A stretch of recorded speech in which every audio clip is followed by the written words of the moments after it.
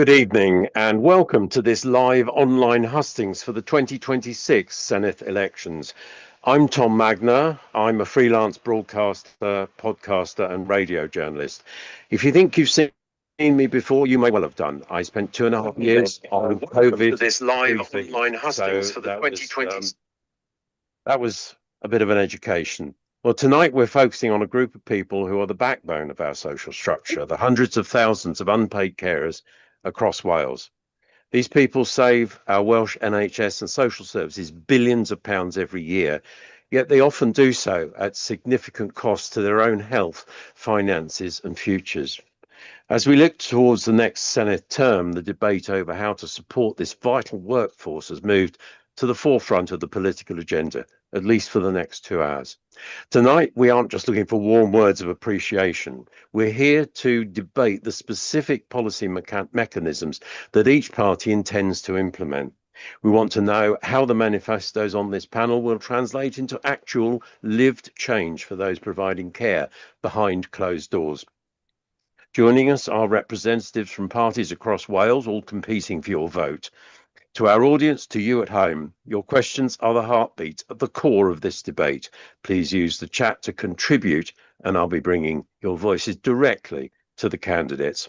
So on candidates, it sounds like a bit of an episode of The Apprentice, which is not.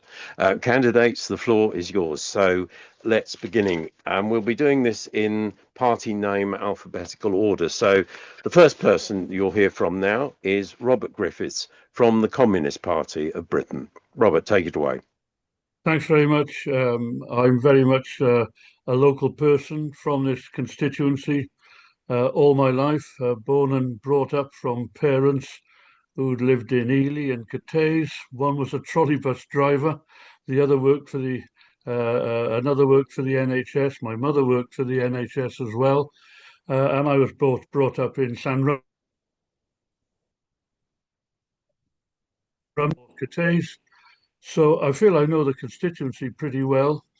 And there can't be anybody on this panel, I wouldn't have thought, who doesn't know at least one unpaid carer amongst their family, friends, neighbours, and so on. And so knowing the burden that they share and the way in which they lift so much of the burden that would otherwise fall on the NHS, on social services, and so on, it's not difficult at all to agree with the manifesto produced by Care Wales, to agree, in fact, with, I think, just about every point in it. We might also add some others. The Communist Party first adopted a detailed policy on support for unpaid care workers about 5 years ago at our Welsh Congress, very much promoted by Catherine Ashton, who's been very, very active in this field. But agreeing with the propositions that either Care Wales or the Communist Party puts forward, in many ways, that's the easy bit. Of course, we always have to face the question, how can we afford to pay for all of the extra support that's needed for care workers, whether paid or unpaid? And we think as many as possible should be brought into that paid category for doing such valuable work. And it's a difficult question because the reality is that our Senedd, with its very limited powers, its limited financial powers in particular, is heavily constrained. Almost it has to wear the straitjacket from Westminster of the block grant that it gets every year. We know as well that Wales is robbed to the tune of about £5 billion at the moment in terms of underfunding of our infrastructure that so badly needs investment. The Communist Party's response is that we live in one of the richest countries in the world. And by that, I mean Britain, the four nations, the 3.5 nations of Britain. We live in one of the wealthiest countries in the world. And since the days of Margaret Thatcher, I know that Reform would love to take us back to those days, but since the days of Margaret Thatcher, the top rate of income tax in Britain has been cut in half, and the main rate of corporation tax on big business profits has been cut in half. And yet there are parties that protest that quite a few ordinary working class people are overtaxed, but the rich and big business have never had it so good as far as rates of tax on their income and wealth and profits is concerned. A financial transaction tax on all of the speculative transactions in the city of that alone would pay more than enough for social care support, not only in Wales, but across Britain. A tax on land speculation, a land value tax, again, would produce billions of pounds every year. There are a whole number of taxes, mainly on the wealthy, it has to be said, mainly on big business super profits. There are a whole number of ways in which we could raise the money. And as a short-term measure, the Welsh have much greater access to the low-interest loans that are available from the public sector, Public Loans Works Board. Again, we're heavily constrained by what we can levy in Wales on those who are able to pay those taxes, in particular luxury developments and so on. So the Communist Party has never accepted the idea that we're some poor country. We can afford to expand our nuclear weapons arsenal. We can afford huge tax cuts for the super rich and big business profits, but we can't afford to pay those who care for the elderly, the sick, the vulnerable, to do so without money, that we can't afford to pay them a decent social wage. Of course we could. Robert, thank you very much indeed. Robert Griffiths on behalf of the Communist Party. And now next in line, Mark Isherwood from the Conservatives. Mark, the floor is yours. Well, Noswaith, good evening and thank you.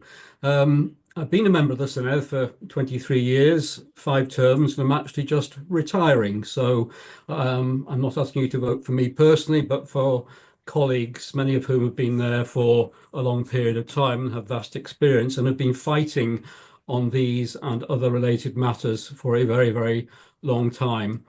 As the chair of the Public Accounts Public Administration Committee for the last 5 years, but also the chair of 7 cross-party groups, including those on disability and autism, hospice and palliative care, and others for many, many years. We have to be re-elected annually, as any new members would discover.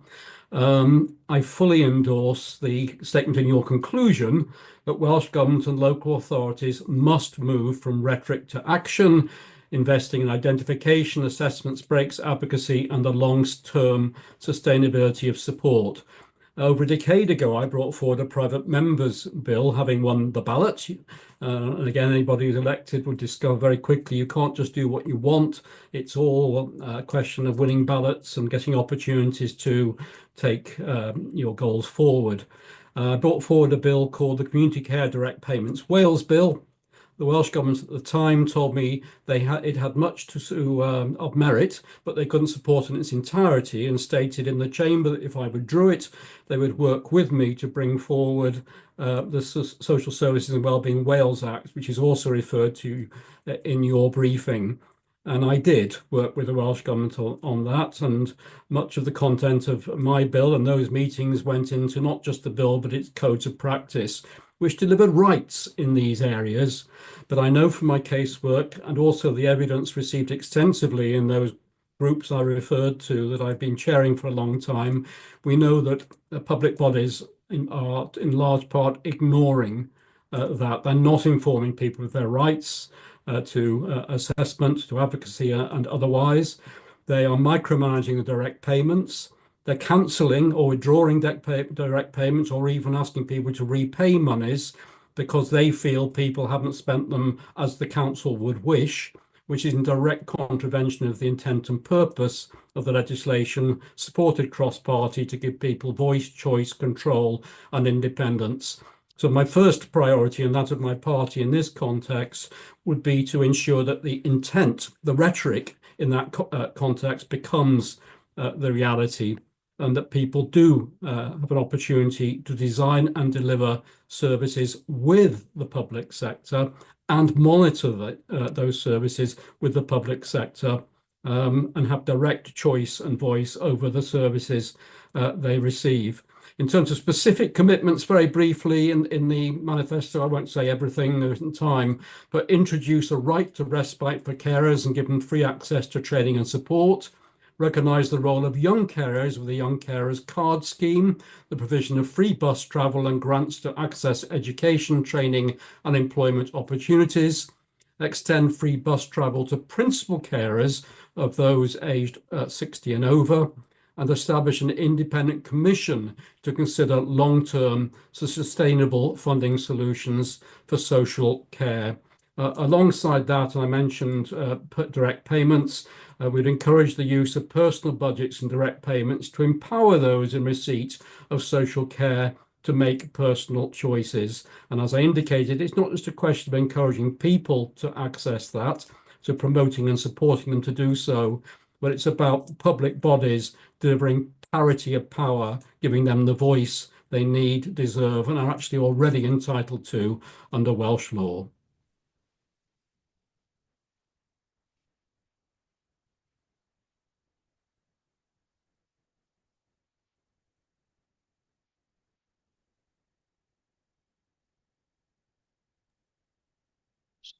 Moment of struggling to find my unmute button.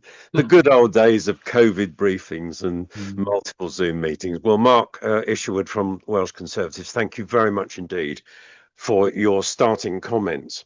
Now in alphabetical order, we should have the Green Party of Wales. However, despite repeated attempts to ask them to come to follow up the invitation for reasons known only to themselves, they haven't decided to take up the invitation.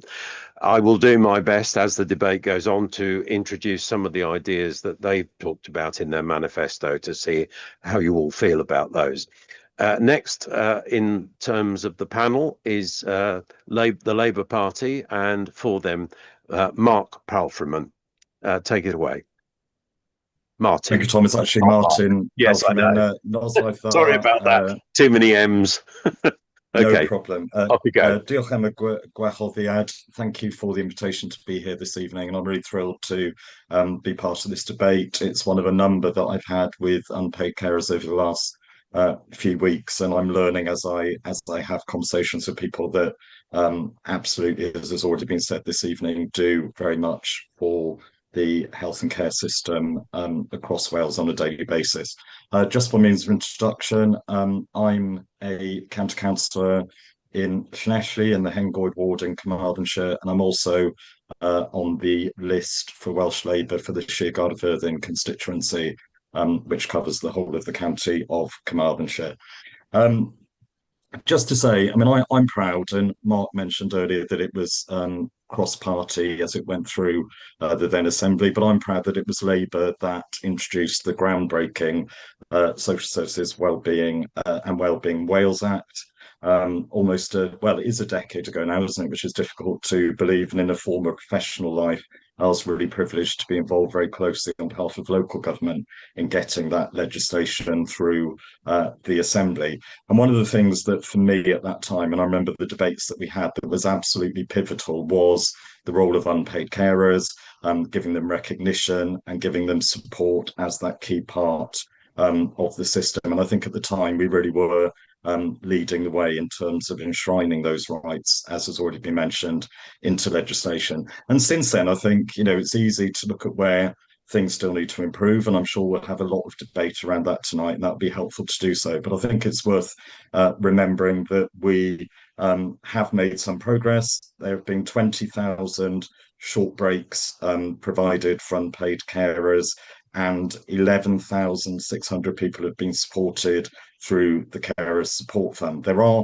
recognition schemes in place. I know in my area, in the Health Board area, we've got the Investors in Carers scheme. So progress has been made, firstly in recognising the role that unpaid carers undertake on a daily basis and how they can be supported. But we all know there's a lot more to be done. And already in the introductions today, we've talked about some of the gaps that are there. So what are we saying in the Labour Party manifesto?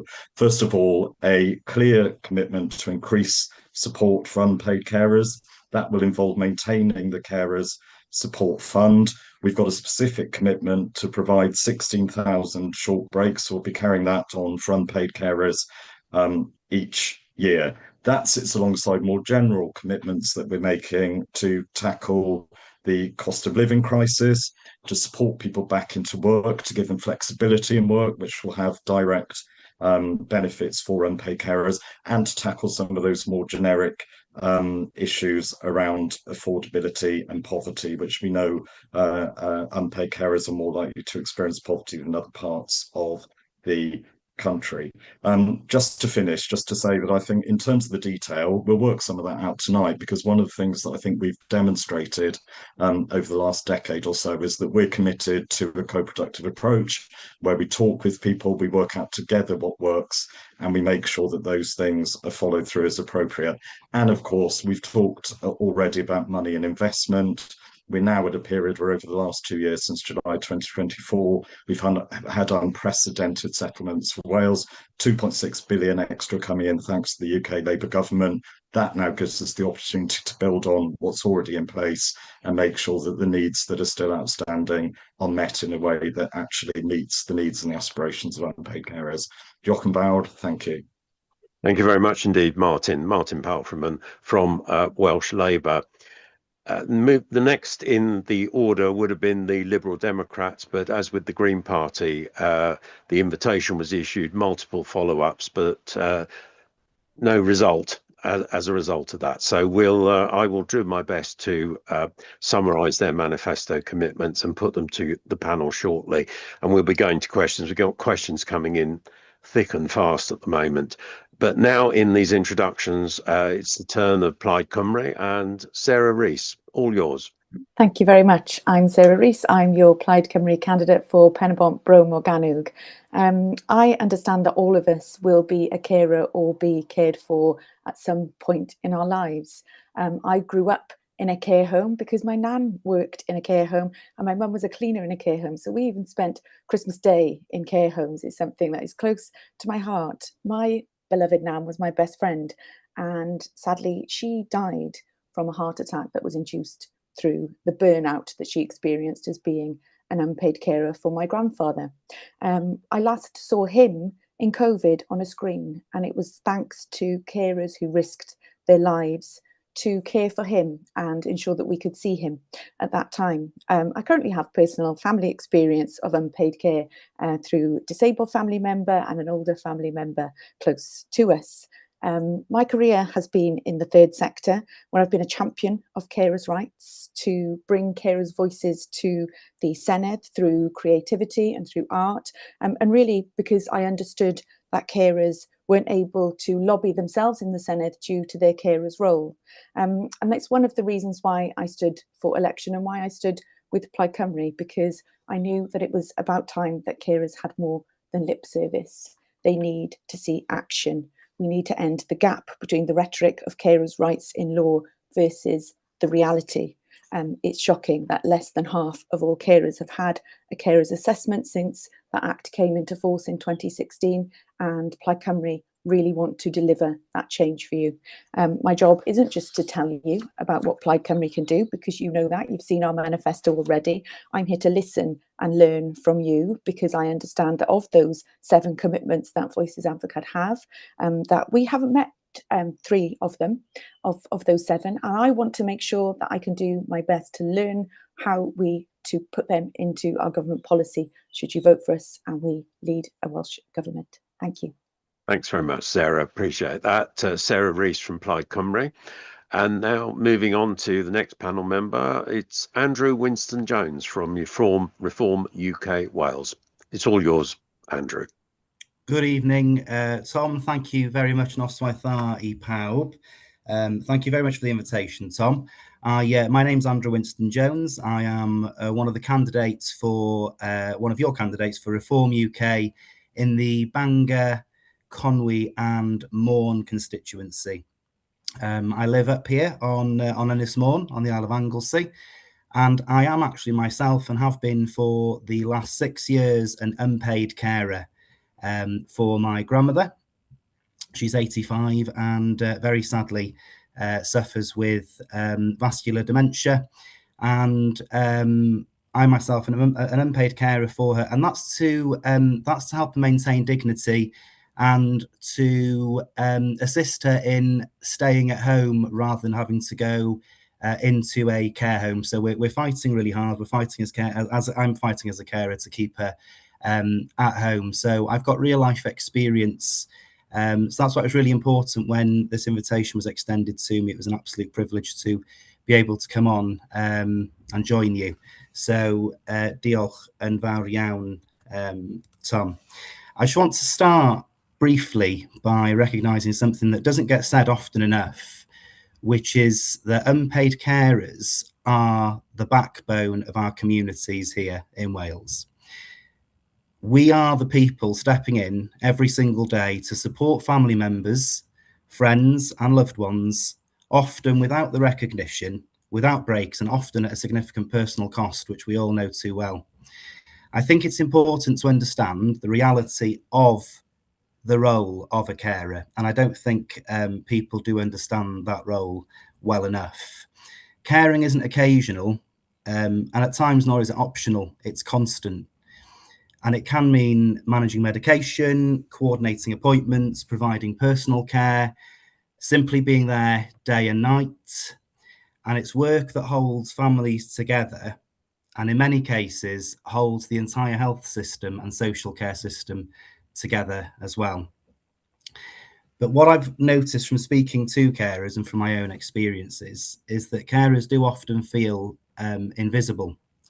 They feel exhausted, and they feel like they're navigating a system that is quite confusing, quite complicated, fragmented, and is not really designed with real life carers' experiences in mind. So I'm here representing Reform UK, and our manifesto is clear that government does need to change, and especially at local level, which means focusing less on bureaucracy and the process and more on delivery and the outcomes for people. Because right now, too many carers are dealing with local services that aren't coordinating properly, and I've experienced that myself, fighting through social services and carers assessments. And you do feel as a carer, you really do feel, and I can understand that, you do feel like you're having to fight all the time just to be heard. So these processes that are in place are not being coordinated properly. Councils are very slow to respond, that's what I found. And systems where support exists in theory, but doesn't always reach the people who really need it in practice. So we believe that this has to change.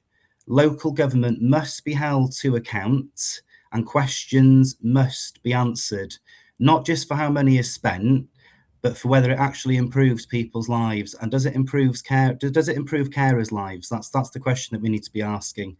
So this means, for us, this means transparency, scrutiny, and making sure that when resources are allocated for carers, Tom, they translate into real practical support on the ground and not just words. And this isn't just about structures or systems, it's about people. Caring can be isolating, it can be exhausting, and no one should feel that they're carrying that responsibility alone. I've had times myself where I have felt that, where I have felt like I'm carrying that responsibility on my own. At its heart, this is simple. If you're doing the vital work of caring for someone, the system should support you without question and not stand in your way. We cannot continue to throw money at a system that's not delivering results or keep putting a plaster over deeper problems. We need to focus on rebuilding and reforming how local government and the Senedd and the government overall and care support actually works. We've had 27 years since the beginning of devolution. Nothing has changed for carers. In the 6 years that I've been caring, if I could comment and pass my opinion, it'd be that I've actually seen it get worse. So we have to have a system that is effective, accountable, and genuinely supports carers and the communities that they're holding together. Diolch yn fawr, Tom. Thank you very much indeed, Andrew. Andrew Winston-Jones from Reform UK. And finally, last but by no means least on the panel tonight is from the Trade Unionist and Socialist Coalition. Welcome to Ben Golightly. It's all yours, Ben. Thanks very much, Tom, and to Voices Advocate for the invitation. I'm standing for the Welsh Trade Unionists and Socialist Coalition. I'm the lead candidate for Gwr Abertawe, Swansea West and Gower. I'm also one of the elected coordinators for Disabled People Against Cuts Cymru, and recently elected to serve on the committee of the Tech Workers branch of my union, Prospect. Now, to start, I think it's great to have a hustings, but it's also somewhat of a shame that every election cycle we have to lobby politicians. And what the Welsh Trade Unions Socialist Coalition is standing for is to promote the idea that we need a new working class party. So instead of having to lobby a politician, we're all working class communities, primarily through trade unions as member-led democratic organisations, but also democratic community campaigns, tenants associations, disabled people's organisations and carers organisations should be directly represented politically. So that's why part of our manifesto is simply to support in full the demands of the Welsh Disability Rights Task Force, Welsh Disabled People's Organisations and Welsh Carers Organisations. But another headline demand is we need a Welsh government that stands up for disabled people and carers. It was very disappointing, the UK Labour government attacks on disability benefits such as PIP. PIP acts as a passport to carers allowance. I think there were several carers organisations who described those cuts as literally their worst nightmare. And it was very disappointing that the Welsh government, when the First Minister was questioned about this, why are 25 out of the 26 Welsh Labour MPs voting for this? Why is the Swansea West Labour MP writing the bill to cut these benefits? If the Welsh government has ambitions to stand up for carers and disabled people, why is it letting that happen? And the First Minister's response was, well, that's up to the MPs how they vote. I don't think that was good enough. And the cuts are still happening. Families with a disabled person unable to work due to disability only in the last couple of weeks will be £200 a month worse off than they were a few weeks ago. Cuts to mobility, and that we still have the Timms review hanging over us and the potential for more PIP cuts, and therefore the knock-on effect on carers through carers allowance and their family incomes. So I did some similarly in local government, Swansea Council recently passed its budget, and that included £6 million in cuts to social care provision through increased call-out charges, reduced placements, and even the council care workers expecting them to have increased workloads. And on top of all that, they said they admitted themselves they had made no provision whatsoever for further disability welfare cuts. So, I would say we need, getting support from local councils is already like pulling teeth, and unless we have a Welsh government that's really going to lead a fight, it's only going to get worse. And just finish by saying, one of the Welsh Trade Unions and Socialist Coalition's demands as well is to immediately introduce a carers allowance supplement, as was introduced in Scotland in 2018. Now, that's a day one commitment. I believe very strongly that every carer deserves to be paid a living wage. They're doing valuable work, the same as any other worker, and they deserve to be paid like that. But as a day one commitment, a carers allowance supplement, I'm a campaigner, not a natural politician. I don't care if I'm not elected. I don't care who's in government. I think that should be a day one commitment, and no matter who's in power, we should hold the incumbent government to that, because that's a achievable immediate aim. But ultimately, we need a publicly owned Welsh National Care Service, democratically controlled by care workers and service users. Thank you very much. Ben Golightly, Trade Unionist and Socialist Coalition, thank you very much indeed for that. And thank you to the rest of the panel for your opening contributions. Before I open the floor to questions, and we've got a lot of questions from the audience, it's good to see good active participation on this issue. I firstly just want to summarise the main points of my understanding of the manifesto of the Green Party and the Liberal Democrats, just to get that part dealt with. The Green Party propose a caring economy, they call it, anchored by a carer's living wage, a statutory legal right to quarterly respite, and a transition to a 4-day working week to provide carers with genuine financial security. The Liberal Democrats tell us that they pledge to close the gap between legal rights and reality by ring-fencing resources for carer assessments, creating 5,000 new nursing placements to ease the burden of hospital discharge, and professionalising the care sector to ensure better partnership for families. Can I ask you, do any of you have any thoughts or reactions to either of those or both? Anyone, or I'll just choose one of you. Sarah from Plaid. I think everyone was being far too polite there, weren't they? The question I wrote down myself was a 4-day week. Well, how are they going to do that? Because we don't have the powers to enact a 4-day week in Wales. So that would be my first point. It's again, we're falling into the trap of rhetoric and words. I've heard so much, from the narrative on unpaid care from lots of the panel so far. I know lots of that narrative because I wrote it in co-production with unpaid carers. We all know how we should be talking about unpaid care, but what's most important is how we deliver change. And that's why Plaid Cymru have committed in our manifesto to ensuring that we can take all reasonable steps to ensure that carers' needs assessments are completed within 28 days and that carers can access their entitlement to respite. I think we need to really face the truth that this election is between Plaid Cymru and Reform. And Andrew, it was really great to hear lots of what you were saying about your experience as an unpaid carer. I'd like to know that why you talk about unpaid care and you give that narrative, but there isn't any mention to unpaid care in your manifesto or how you would deliver for unpaid carers. So I'm keen to learn a little more about that. Thank you. No, there's not. Thanks, Sarah. Thank you for mentioning that. Diolch yn fawr. Look, my take on it is this: we cannot keep on throwing endless amounts of money into a system that's falling to bits. I mean, people can make promises all day long. I can make promises to take a group of unpaid carers to Peru. It doesn't mean that I'm going to be able to follow through with doing that. What Reform is focused on is changing the systematic from the bottom to the top to ensure, because it does need restructure, it needs renewal, and it needs reform, because what's going on now is not working, and that's where our focus is on purely. But promises are great. We can all promise the world.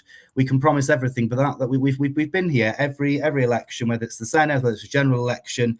We hear the promises, and unfortunately, so just to come back on that point of promises, it's action, isn't it? And I think the action that I've seen in my constituency from Reform is a bit of a merry-go-round, because you announced 6 candidates, and 3 weeks later, only 2 of those candidates are now on the list, and we have 4 new people, some of whom previously were with the Conservatives and standing as Conservatives last year in England.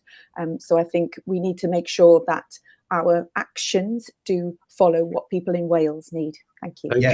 Thank you, Sarah and Andrew. I just want to make sure this is not just a 2-panel member debate. There are other hands up. Robert Griffiths from the Communist Party. Yeah, look, the size of the problem is just we have over 300,000 unpaid carers in Wales. We have 110,000 or something like that. Sorry, no, 110, 16,000 unpaid carers in the Caerdydd and Penarth constituency alone. And therefore, to talk about we should have this allowance and that allowance and so on, very laudable as objectives. But the reality is that the Senedd, to which we all aspire to be elected, the Senedd has very, very few powers to raise its own finance of any kind, and it does not have the full legislative competence that it needs to even begin to enact a lot of the promises and pledges and fine words that we've had from the other candidates. And please, no more talk about how awful it is to throw money at a problem. That is the old excuse wheeled out by those who were so keen to cut public spending, to cut spending on local government, for example, by more than 1/3 during the austerity years. I was a founder member, and in fact, I helped to write the People's Charter that became the document for the People's Assembly. We organised mass protests, not only in Cardiff, we organised mass protests in London and elsewhere against austerity. Nowadays, it's difficult to find anybody who put their hand up and admit that they argued in favour of austerity at the time. It did enormous damage. And therefore, to glibly say, oh, we shouldn't throw money at a problem, I'm afraid money goes a long way, if spent wisely, towards solving problems. And to solve the problems that we have of giving decent support to unpaid carers in particular is going to take a lot of finance. And therefore, you cannot speak for a party that is pledged to cut public spending yet again, yet more austerity Mark II, and then at the same time moan about how we shouldn't be throwing money at problems. We've heard it from the Tories, we've heard it from Reform UK. Austerity was a disaster. It led to huge cuts in social care and in other social services. That's not the road to go down. Robert, thank you very much indeed. Mark Isherwood from the Welsh Conservatives, you had your hand up in the room. Thank you very much indeed. I just wanted to comment on the specific points rather than have an economic debate, which may not be how you wish to spend our time tonight. Well, probably be all asleep if it was an economic debate, but there we go. Just a personal view. Carry on, Mark. Sorry, I interrupted you. As I've seen for the last 23 years, under both Labour and Labour and Conservative UK governments, but consistent Labour or Labour Plaid Cymru Welsh governments, there's two issues: how much money or how little money you have to spend, but also how well you spend that money. The incoming Welsh government, whether it's a single party or a coalition, will have to deal with what is, whatever we may all aspire for it to be in the future, which is why, for example, I said we'd establish an independent commission to consider long-term sustainable funding solutions for social care. Reference has been made to the funding formula. I think most parties, including my own, would love to see the Barnett formula replaced. But many of us will remember that at the time of the Scottish referendum, the then leaders of Labour, Conservative and Liberal Democrats pledged to the Scots that they wouldn't change the formula if the Scots rejected independence. And that is part of the issue holding that back. But getting back to how well, it's an issue constantly raised in the Senedd, which is early intervention and prevention. And the best way of using the public pound well is through effective early intervention and prevention, working with people to prevent them and their loved ones and those they care for reaching crisis points, which not only is terrible and damaging for them, but costs the public purse a lot more when the secondary care services have to step in and deal with the consequent crisis. And yet, and I've been raising this not just as an individual member from a party, but as chair of those groups and so on, in budgets for a number of years, we've seen a progressive reduction in funding for key third sector service providers, like Cerebral Palsy Cymru, who I visited a few weeks ago, like Home Start, providing support for families with young children, autism charity I was a patron of, which has just closed in North East Wales and so on. That in losing those, we're losing vital services that we do very low cost, but are now going to cost the public sector vast. So yes, it's how much spending we have, but it's also very much how delivering real co-production. And I led the very first debate on co-production in the Senedd. When initially I got a very negative response. Getting it right, allied to early prevention intervention, will actually save the public purse money and release money, more money, in the areas that we're all advocating support for today. Okay, thank you very much indeed, Mark Ishwood, for the moment. I'll go to Ben Golightly from the Trade Unionist and Socialist Coalition next, and then after that, Martin Powell from Welsh Labour. Thank you. Yeah, in relation to the comments from Andrew from Reform about the money being thrown at things, we've had 16 years of austerity in local government. The resources available has been cut year after year. There was a relatively good settlement this year, but the councils are expecting that to be a one-off. This will be, despite still making some cuts this year, they're expecting this to be the best year in a long time, and there's going to be far worse to come, which is why I attended our Swansea Council budget meeting, public questions, and put that point to them. Councils need to be prepared to stand up for people, not to loyally implement austerity as Swansea Labour do, or even to be fair, Plaid Cymru in Carmarthen have done repeatedly, in opposition to local council workers.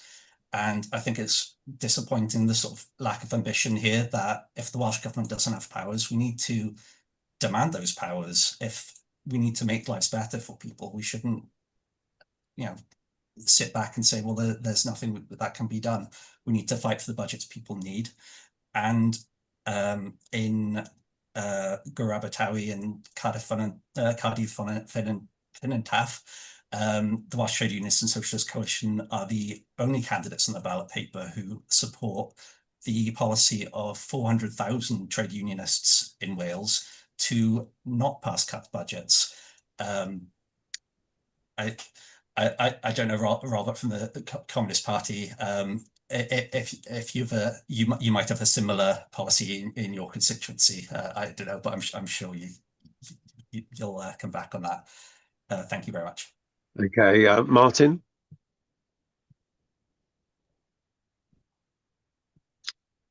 Yes, thank you, Tom. Okay. And it's interesting to listen. I suppose I'm always going to be the one that's representing the previously incumbent government, which brings its challenges. But just a few observations on what's been said. I mean, firstly, Sarah, I'm in awe of your confidence when you say it's an election between Plaid Cymru and Reform UK. I think polls are very volatile, and I think to make that assumption before people have actually put their cross on the ballot paper may be a bit premature. But I think we need to be careful about seeing those things as in the bag before they are.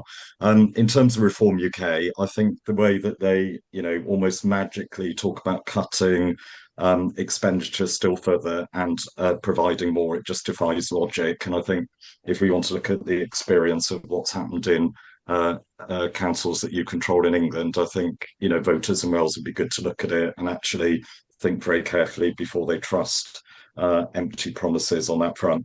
I've been a county councillor for the last 4 years, but prior to that, I've worked in local government for over 30 years, and for 25 of those, just about, I've worked in Wales.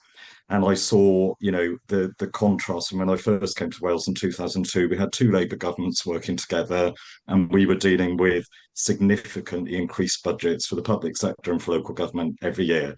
In 2010, that completely reversed and it changed. A number of us have mentioned austerity. I think the majority of us think it's been an absolute disaster for the country and for the public sector and for people that rely on public services. When you hollow out public services and you cut expenditure, I think Robert gave the figure of a third. I think in some cases it's been more than that in certain budgets. It's going to have an impact, and the best held aspirations and intentions are going to only be able to go so far. Welsh Labour, in that kind of environment for 14 years, did its utmost to protect public services in Wales. And if you look at what was invested in Wales compared to what was invested in England, it is significantly more. I was speaking to somebody not long ago who had a mother that was receiving social care. The mother moved from England into Wales, and they said they were, pleasantly surprised. It wasn't perfect, but by the level of care which far outstripped that was possible in England. And I think we've also got to be careful, and I say this, and I know we'll have questions coming shortly, and there'll be concerns that a number of us will be familiar with, and I really want to listen to. But let's be careful that we don't say that nobody has benefited from that groundbreaking legislation, which put carers on a statutory footing. I work very closely with the former Deputy Minister, Gwenda Thomas, a number of us will know, and I know that was absolutely at the forefront of her ambition. And I think to say, or to give the impression that that hasn't happened at all is slightly inaccurate. But obviously, I know the figures that have been alluded to, where a ridiculously small number of people are getting carers assessments, even fewer are getting care and support on the back of those assessments. Yes, that's not good enough, but I would contend that a significant contributory factor to that is this hollowing out of finances that I've already mentioned. So what's happening? It may not be ambitious enough for some of us on the call, but we have had 2.6 billion extra coming into the public purse since Labour came to power in 2024. That's unprecedented. And I would say it's just the beginning. So I wouldn't share the pessimism of Ben. With two Labour governments working together, there's potential for more. We've pledged in our manifesto to call for a review of the Barnett formula and to get a fair share formula for public resources in Wales. So I think we've only just seen the beginning. But obviously, to see that continue, we need to have two Labour governments working in partnership as we've begun to do. The last thing I'll say on this is, I think absolutely fundamental. Mark's mentioned it, and I know again it was a kind of aspiration of the voice and choice part of the Social Services and Wellbeing Wales Act. We need to work together cross-party, but also with unpaid carers to get this right. In my professional life now, I run a consultancy working across Wales with people or on social care. So I work with those delivering the service, those receiving the services, and I never cease to be impressed by when you get people who, unpaid carers and others in a room with those responsible for services and have a mature and open debate, you can actually achieve loads of things. So I'm looking forward to the debate now where we can actually hear from the experience of individuals and learn together. None of us have got a monopoly on what's right, but I would say that with the investment we're starting to see now, we are beginning to turn a corner. And I really want to make sure that in turning that corner, we meet the needs or the genuine needs of unpaid carers across Wales. GR. Martin, thank you. I'm aware that there are panel members who want to come jumping in. I'm going to have to ask you to be a little bit patient because I do want to get the questions in because that's the key to tonight. But before I do, perhaps we could hear from the Voices Advocate jury. I think Mike O'Brien, you want to say something?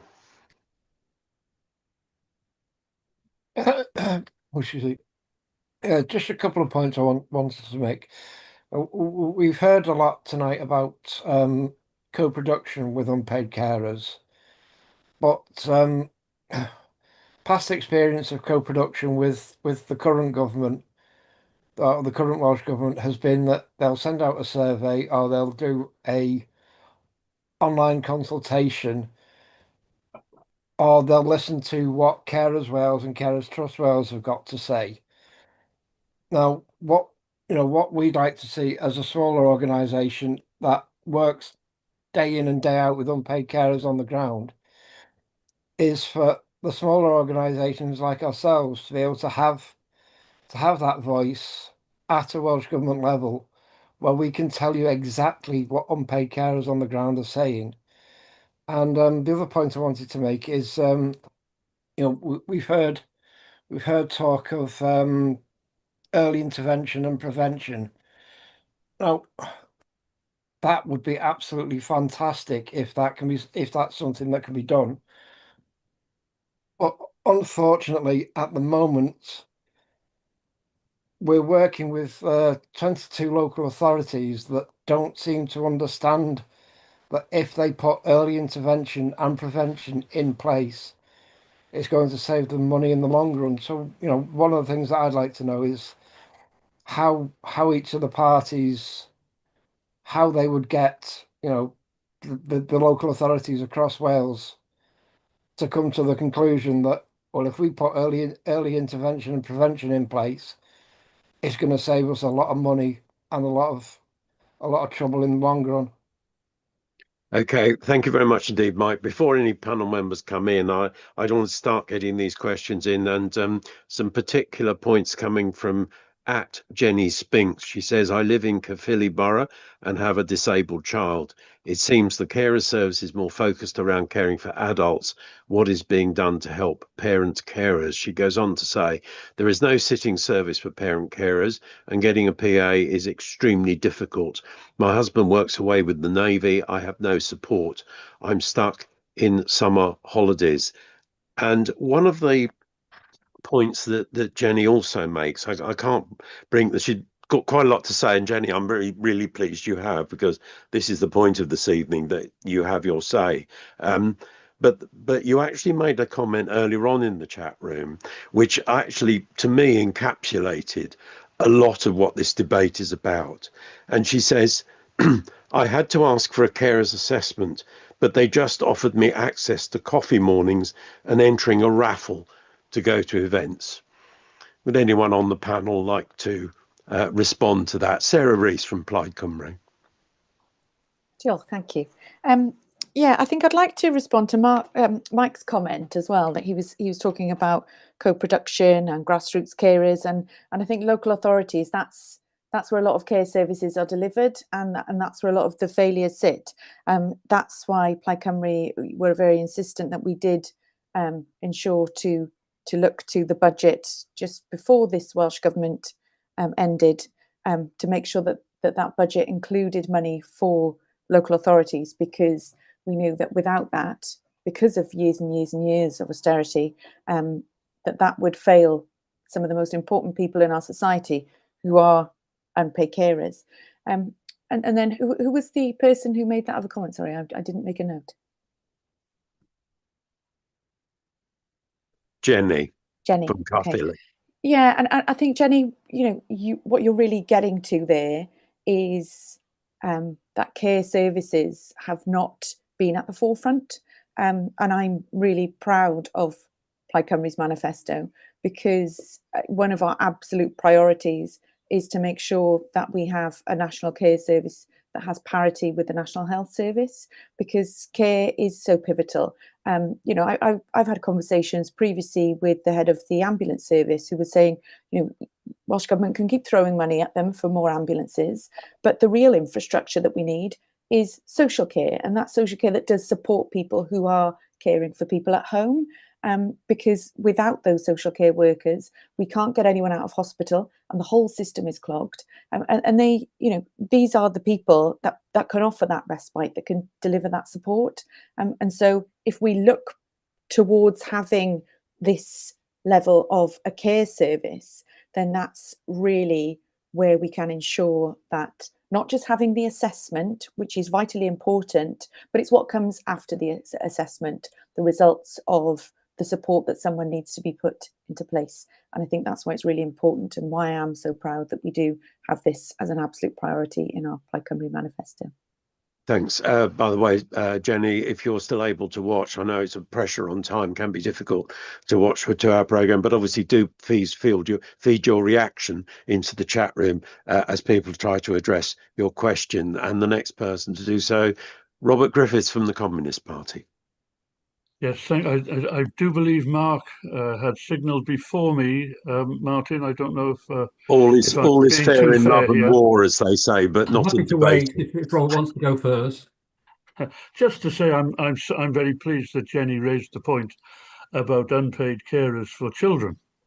As far as we're concerned in the Communist Party, when we drew up a detailed policy available on our website on unpaid carers in Wales, and paid carers for that matter, we did not discriminate significantly between unpaid carers of the elderly, for example, and unpaid carers for children, because faced with very often a lifetime of care for those who begin as children, but of course grow up and still require care. This is an enormous burden that people have to bear, and therefore they are as entitled to financial support, respite support, and in particular national insurance support. This is generally gets overlooked in my experience, which is that when people go from paid employment, whether full-time or part-time, and then have to take on unpaid care work, very often they lose at least a chunk of their retirement pension entitlements. And that's something that really should not be permitted to happen at all. But again, I come back to it. You know, there are all these things that need doing, and amongst other things, you do need the financial resources.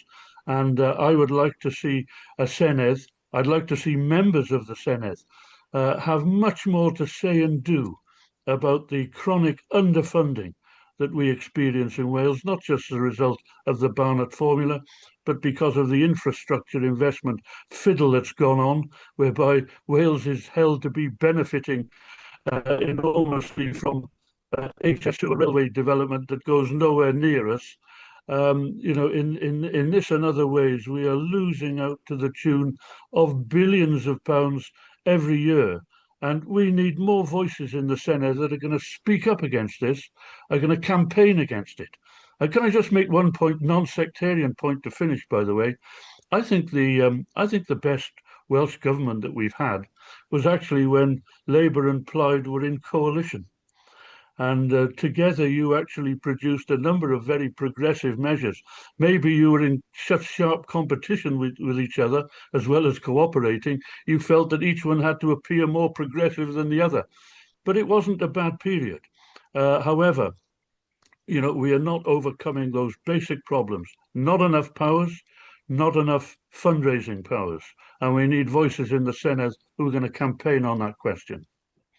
Okay, thank you very much indeed. I think Mark Isherwood from the Conservatives, you are next. Thank you. I would just comment to being non-partisan. I'd say all the parties in the current parties in the Senedd, or until the 8th of the month, have been raising that infrastructure funding issue for years and actually agreeing with each other on that point, regardless of which government's been in power in Westminster at the time. I think reference was made to Gwenda Thomas. It was she who I worked with when we were integrating my Community Care Direct Payments Wales Bill into the Social Services and Wellbeing Wales Act. Key things were omitted from my bill, which was drawn up with Disability Wales, Mind Cymru, MS Cymru, and others. It was a non-partisan bill, such as the duty on local authorities to promote and support. We need that. They also wouldn't accept my bill's proposal for pooled personal budgets for health and social care. Paradoxically, 12 years later, the Welsh Government's now taken action to introduce that after all these years lagging behind England and Scotland, which already had that. Whenever I've called on the Welsh Government for action in the areas we're referring to, particularly on the basis of constituent casework or matters raised in the cross-party groups I chair, the reply I've had consistently is we cannot get involved with individual cases and we cannot become involved in the internal operational matters for local authorities.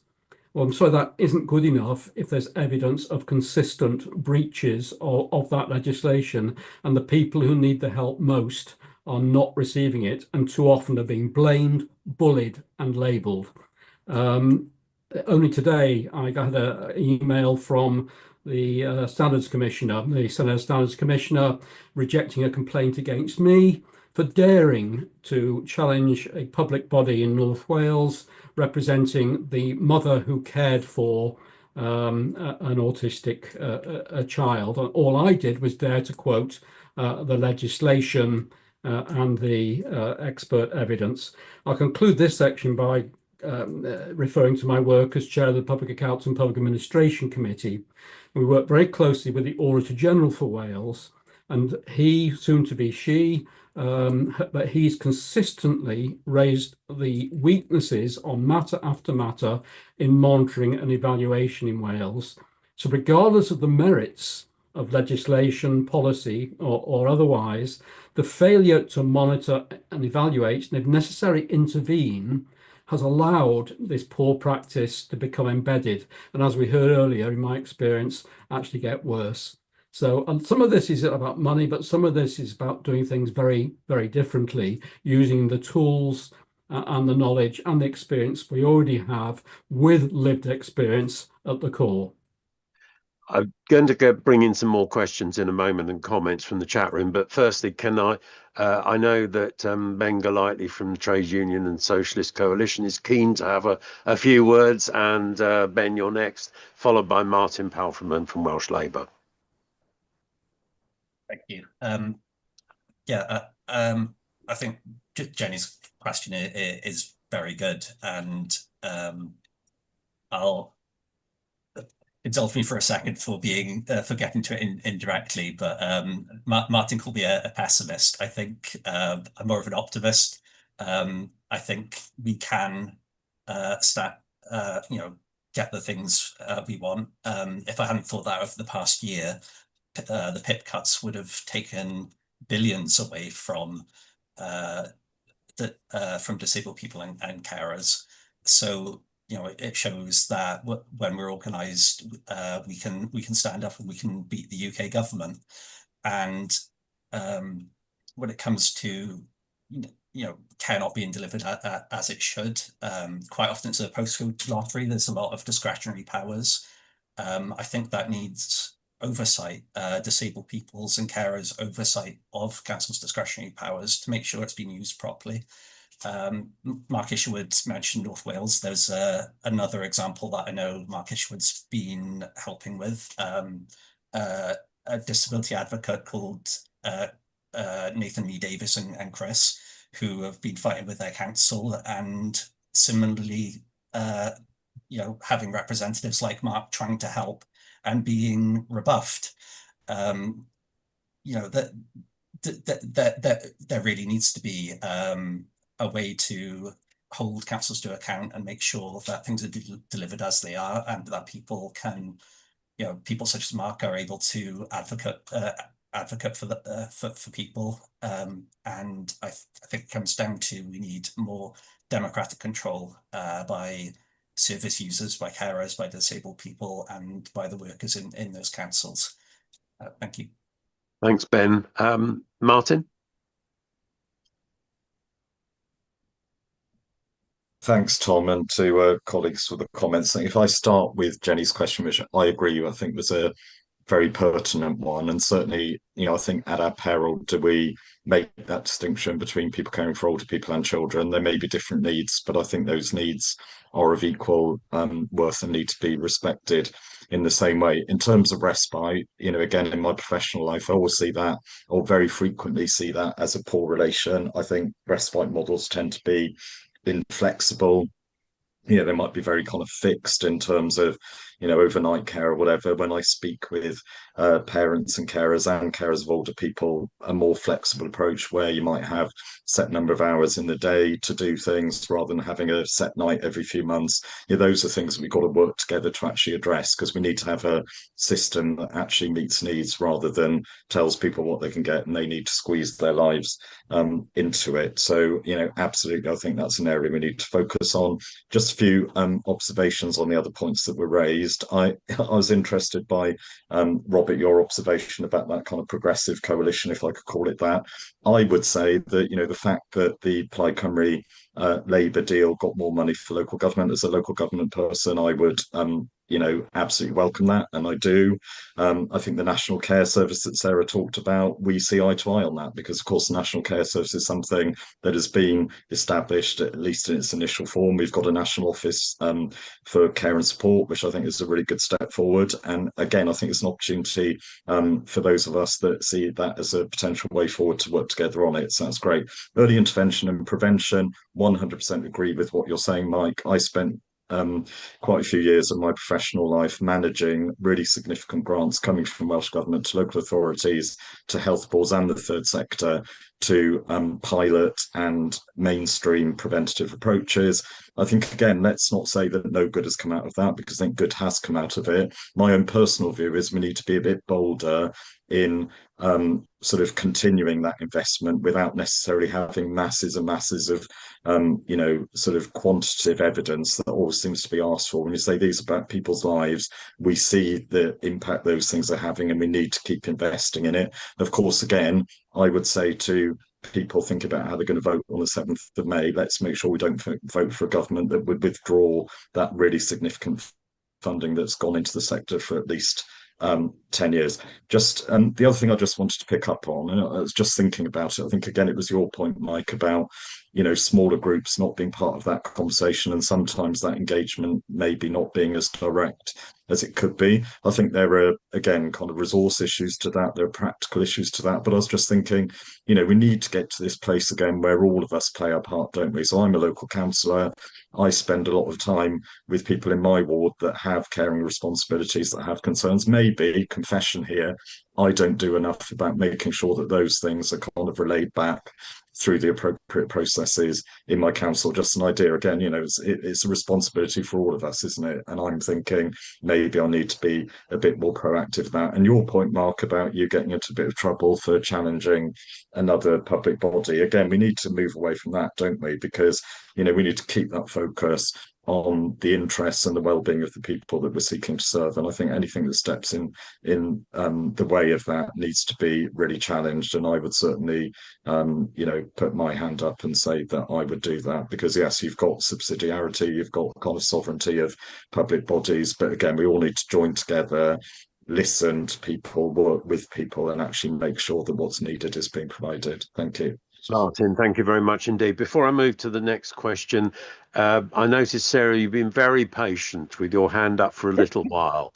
Sarah Rees from Plaid Cymru, please. Thank you very much. Thank you. It's very kind of you. A few seconds. Yeah, I just wanted to come to the point that's been, there's a phrase that's been used so far about care being a burden. And I wanted to make the point that care is not a burden, because that devalues the fact that this is essential work that sustains our society and economy. Being an unpaid carer is the invisible thread that holds our society together. It's the work that makes all other economic activity possible. There's a phrase that absolutely grates on me called economically inactive. We've got a UK government that puts unpaid carers into that category. Far from being economically inactive, I'm really proud that Plaid Cymru have listened when I've campaigned to them saying what we need is a caring economy. And that's why Plaid Cymru have recognised unpaid carers as a priority group in the production of our anti-poverty, cost of living interventions, and when we look at the wider economy. Thanks. Thank you, Sarah. That's brilliant. Okay, let's move on to our next question now, which comes from Clive Haswell. Thank you very much indeed, Clive, for your question. You're from Cardiff. Well, you knew that already. Others may not have done. And you say, more carers and better paid carers are surely needed. Now, this is the topical point. Should budgets for military campaigns be diverted to provide care and health services for ordinary people? He summarises welfare, not warfare. Who'd like to have a go first at that? What about Andrew Winston-Jones from Reform UK? Thanks, Tom. Sorry, just fighting to get myself off mute there. So, yeah, thank you, and thanks for Jenny's question and Mike's question as well. They were really good. And what Clive's saying, I can understand the point that he's making. Obviously, people naturally want to see more support for carers, and it's right that we talk about priorities and how well that public money is spent. I also think that we've got to be very careful about framing this as a simple trade-off between one area and then spending on another. I suppose the real issue that I would say is whether the money already being allocated is actually delivering results. So for me, in terms of Clive's question, I suppose I'd say that the focus should be first on making sure existing funding, whether that's military, social care, health, or local government, is not lost in administration and bureaucracy, duplication or inefficiency.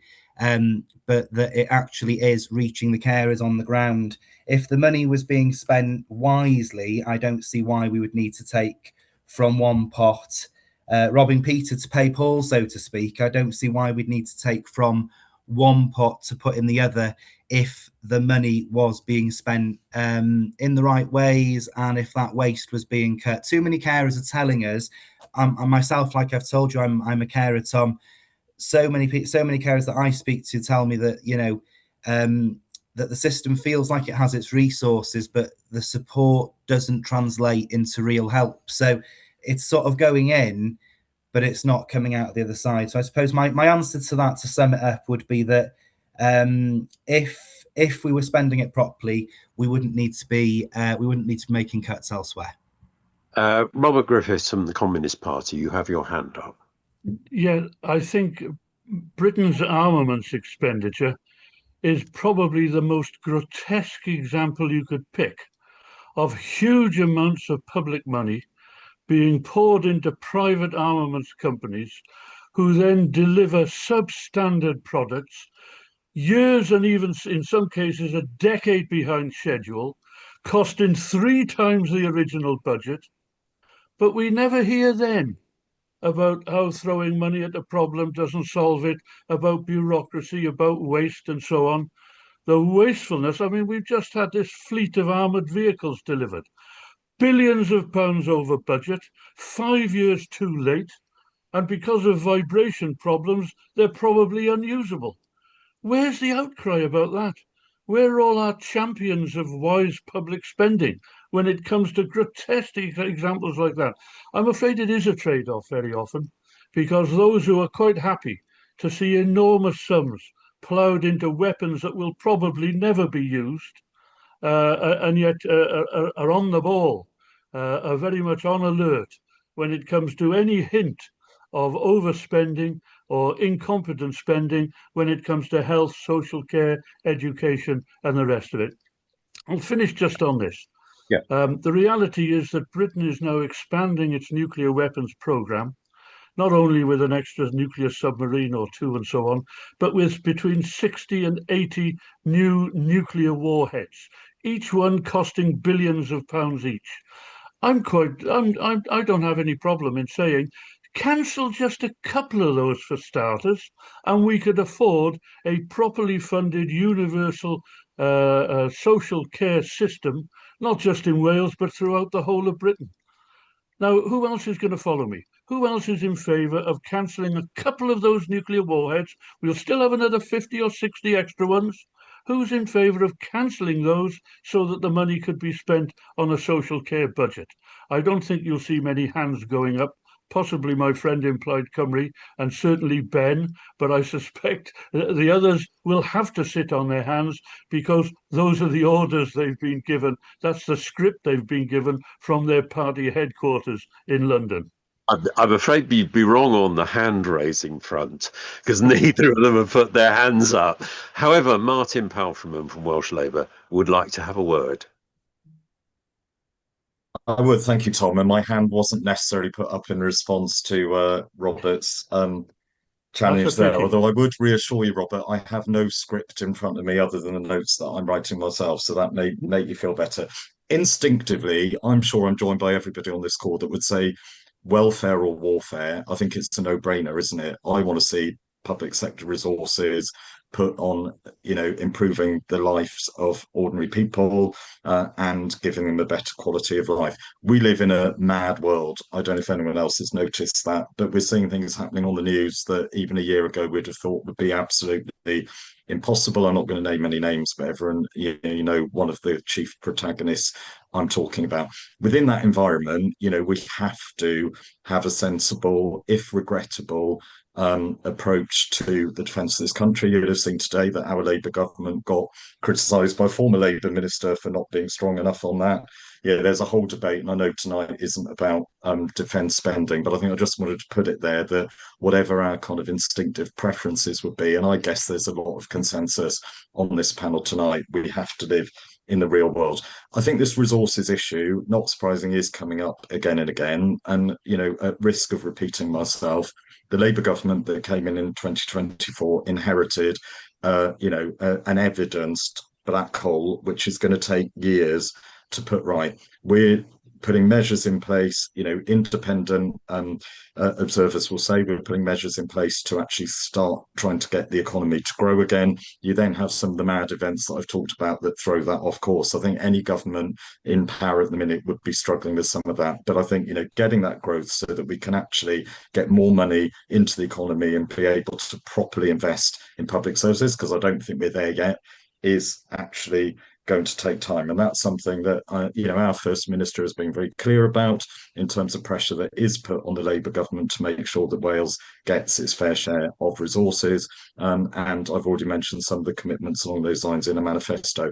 I, for one, again, and this isn't in any script, would be open to have discussions about how we move towards a more progressive taxation system. That's something that, again, we have to bring people with us on, because there's no point in making promises that then people throw back in your face and say, we're not having that. The last thing I'd say, if I could, just briefly, is we've had a lot of talk from Andrew about, if we just kind of got more efficient, with the same amount of money, we could do everything. Having, again, as I've said, worked in local government for my whole career, I'm not kind of defending the indefensible, but I think we have to be careful that we're not undervaluing the very hard work that people in local government do, social care workers do on a daily basis. I've worked alongside them.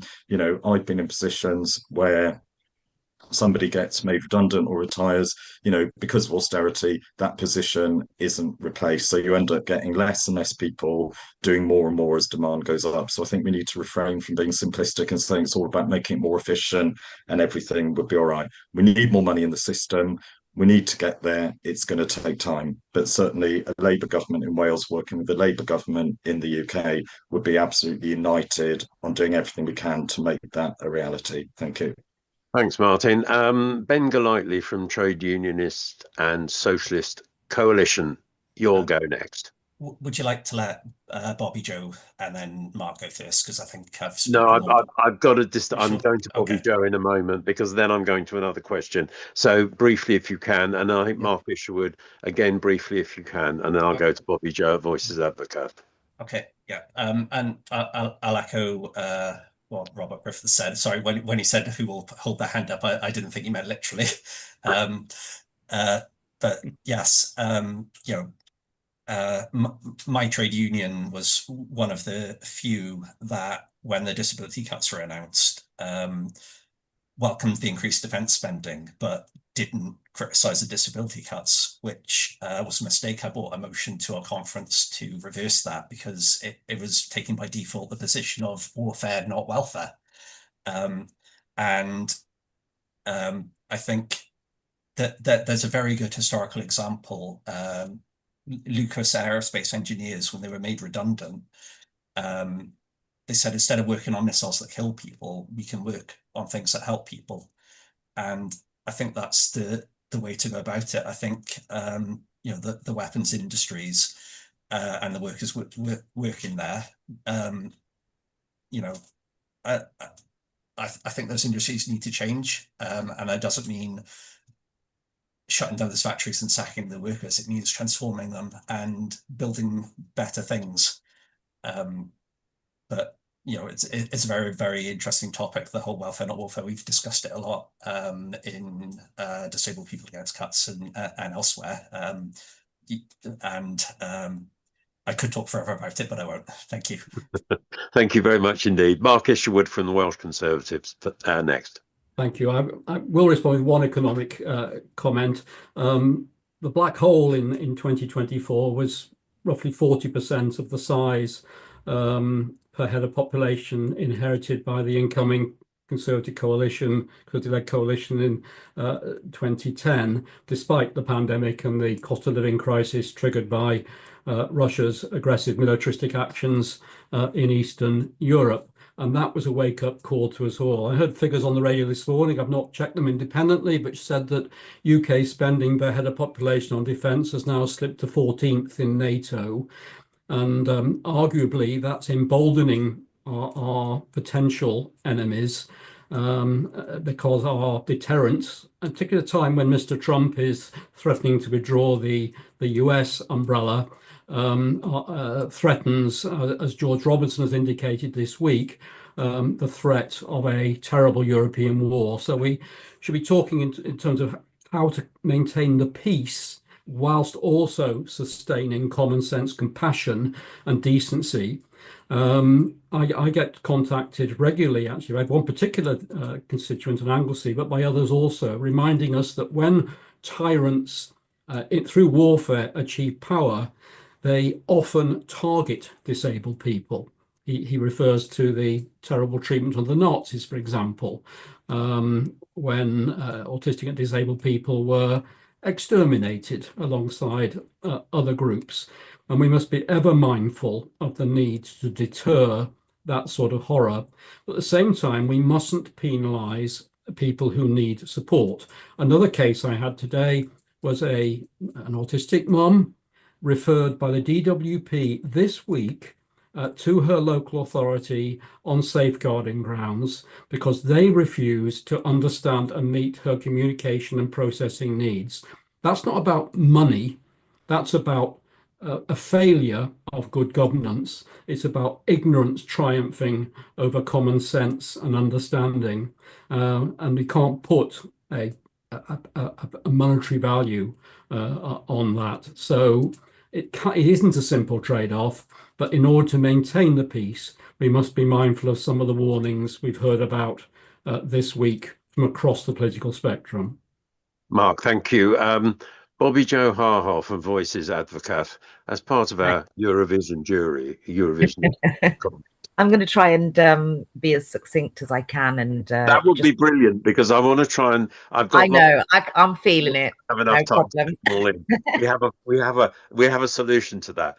Okay, off you go. Okay, so it's Jenny's point about being a parent carer. I just wanted to draw Jenny and any other parent carers' attention to the fact that we have a children's commissioner who is pretty much the keeper of the United Nations Charter for the Rights of the Child and may well be able to offer something there. We also have Children in Wales, the All Wales Forum and the Parent Federation, which are specific to parent carers, local peer support groups, and I guess Carers Wales and Carers Trust would maybe be able to help navigate in terms of the question around support for her young person. Mike's point, I just wanted to really support it, that whilst we're not saying that we would want to replace other models, the representative model, the organizational representative model, I think that there is something about peer groups. You know, Voices Advocate is by, for, and with. You know, see, I'm learning from all of you. You know, vote for Voices Advocate. Sorry. You know, we're a by, for, and with organization. We are unpaid carers. We work with unpaid carers, and that's what we're all about. We want to bring that expertise, that lived experience to the strategic table.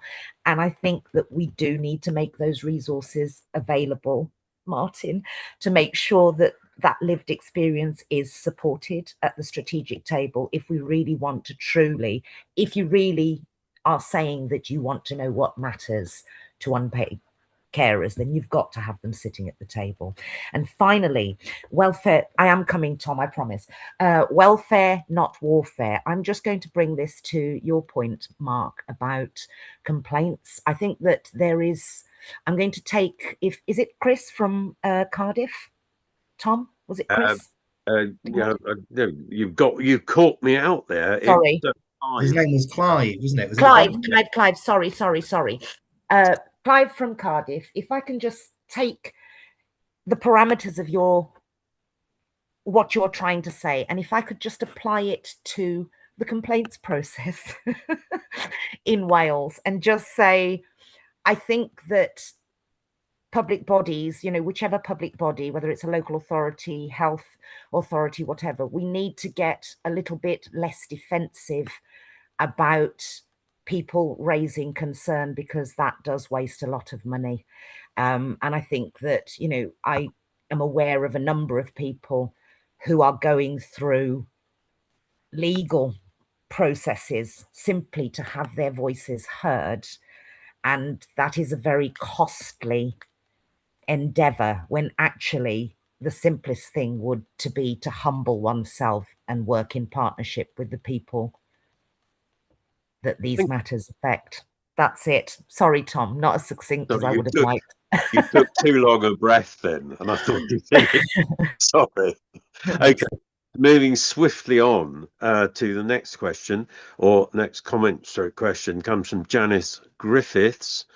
And she says, how much budget money is directly spent on care rather than in supporting third sector organisations?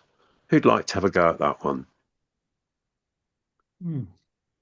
Oh, Robert Griffiths from the Communist Party. Please feel free. No, I wasn't indicating. Oh, no. I'm happy to come in, but I wasn't indicating. No. Well, you can come in. Okay. Well, I don't know the precise proportions, but I would say that, of course, in the campaigning that I've been involved in, convening the first People's Assembly movement in Cardiff and so on, we worked very closely with DPAC. We worked very closely with a number of voluntary organisations. We had a few ex-soldiers on our platforms, pointing out that everybody's quite happy to call them heroes and so on. But when it comes to them falling on hard times after leaving the military, very, very little support for them. So clearly, those at the sharp end, those who feel the impact of austerity, of poverty, of disability of different kinds and so on, they're the organisations that we must listen to, but also that we must campaign alongside. I'm a big believer in campaigning. If it wasn't for campaigning, today there would be no opposition to austerity that had any significant impact. Whereas now most politicians feel obliged to say that, of course, they're against austerity. They were never really that much in favour of it, and so on. Well, the answer to that is come off it. You know, we know that most of the parties went along with austerity because we worked with and alongside those who suffered the impact of it, but also fought back against it. And although we haven't won any complete victory, surely enough people in Wales have learnt the lessons that we do not want to go back to the austerity policies, to the Thatcherite policies that are so much supported, in particular by Reform UK. And despite Mark, I've been on the same platform as Mark. I don't know if he remembers. We were speaking together against racism quite some years ago on the same platform in North Wales and so on. I think you even made a kind reference to me in the Assembly at that time, Mark. However humane Mark is and his values are, the reality is that your current leadership of the Conservative Party is pro-austerity, is pro-warfare, is pro-militarism. And I'm afraid all of this will have a terrible effect unless we campaign to resist it in the interests of ordinary people, including at the top of the list, people who devote their time and their efforts to caring for others. Sarah Rees from Plaid. Just reminding you the question from Janice Griffiths, how much budget money is directly spent on care rather than in supporting third sector organisations? I think possibly Janice isn't expecting you to know the percentage, but the principle. It's a bit like a charity, I suppose, how much goes to the admin of something. It's a similar principle. Anyway, your observations, please. Well, I suppose, you know, we're all very aware that half of the Welsh Government budget is currently spent on health and social care. That's, you know, lumped into one large pot. And maybe Martin can go into detail on where some of that's gone from you know, a government perspective. But I think it's really about choices and political choices that are made. Our local authorities overspend is on social care. We need to face the fact that you know, Wales as a nation is an older and sicker country. We've got a lot of people who retire to Wales. They need support and care, and that's why Plaid Cymru, you know, the reason we exist is to stand up for people who call Wales home and make sure that we have the fair share of money that can enable us to thrive. We don't get that at the moment, and I think that does come down to political choices. Martin did make some comments earlier about, assumption that this election is between Plaid Cymru and Reform. It's far from assumption. We've knocked thousands of doors, and I think it's time to face the reality that two Labour governments working together hasn't benefited Wales. Just look at things like disability benefit cuts. These are the kind of things that have impacted carers that I've worked on locally in our constituency with carers to fight that choice. And we know that it was just shocking that the values that people had when they voted for Labour in the last general election have left the Labour Party, because they have chosen to spend more on defence, to cut the overseas aid budget, which again is going to have huge ripples around the world. These are kind of things that we have to really face, and it's frightening, the rights that will be ripped from us should Reform UK lead a Welsh government, which is why Plaid Cymru have ensured that we have a Human Rights Act for Wales. And these are things that will include the Convention on the Rights of Disabled People, the Covenant on Economic, Cultural and Social Rights. These are the kind of rights that will really impact carers, and we've got to make sure that we protect those at the same time as we protect and reinforce our budgets. Thanks. Andrew, from Reform UK, Andrew Winston-Jones, would you like to come back to Sarah on Reform's view on what she said? No, I mean, Sarah, you'll excuse me, but Sarah just seems to now be blaming old people, which I don't think that's fair either. Just coming back briefly. Can I just stop you there? Because I did not ever blame old people, and I think you should not put words in people's mouths. That's I'm not putting words in people's mouths at all, Sarah. You'll understand. Well, I did not say that. So can you please correct yourself then? Because I did not say that. Thank you. Blaming you, but sorry, that's what it sounded like to me. No, what I was saying, let's correct. What I was stating is the fact that we have a lot more older people in Wales, and that costs money, and we have to make sure that the UK government gives us the right amount of money to pay for that. So please correct yourself and apologise. Thank you. Fair enough. I'm going to bring it back to carers. Thank you, Sarah. And I just want to touch base on what Janice has mentioned. And I'm not entirely sure, I'll be honest, I'm not an expert on this, but I don't believe there is a simple split where you can clearly say this percentage goes directly to carers and this percentage goes to third sector organisations, because from what I've seen, the system in Wales is quite complex. And I know that I, as a carer myself, when I've had to apply for different things, there's so much admin and so much different things that you've got to go through. There's different organisations that help with different things. So I think a lot of the care funding, so I've seen, is routed through local authority, health boards, and then some services directly delivered by the councils. And I know that some amounts are also commissioned through third sector. But unfortunately for Janice, I don't know the figures myself, Tom. Perhaps we can find that out and come back to you, Janice. Mark Isherwood, you've got your hand up. Thank you. This election, although I'm not a candidate in it, is about how the Welsh Government of the future will govern Wales with the devolved powers it has over the devolved matters it has. And some of the issues we're talking about now are straying into matters that we may have strong opinions about, but this election can't change, like defence, for example.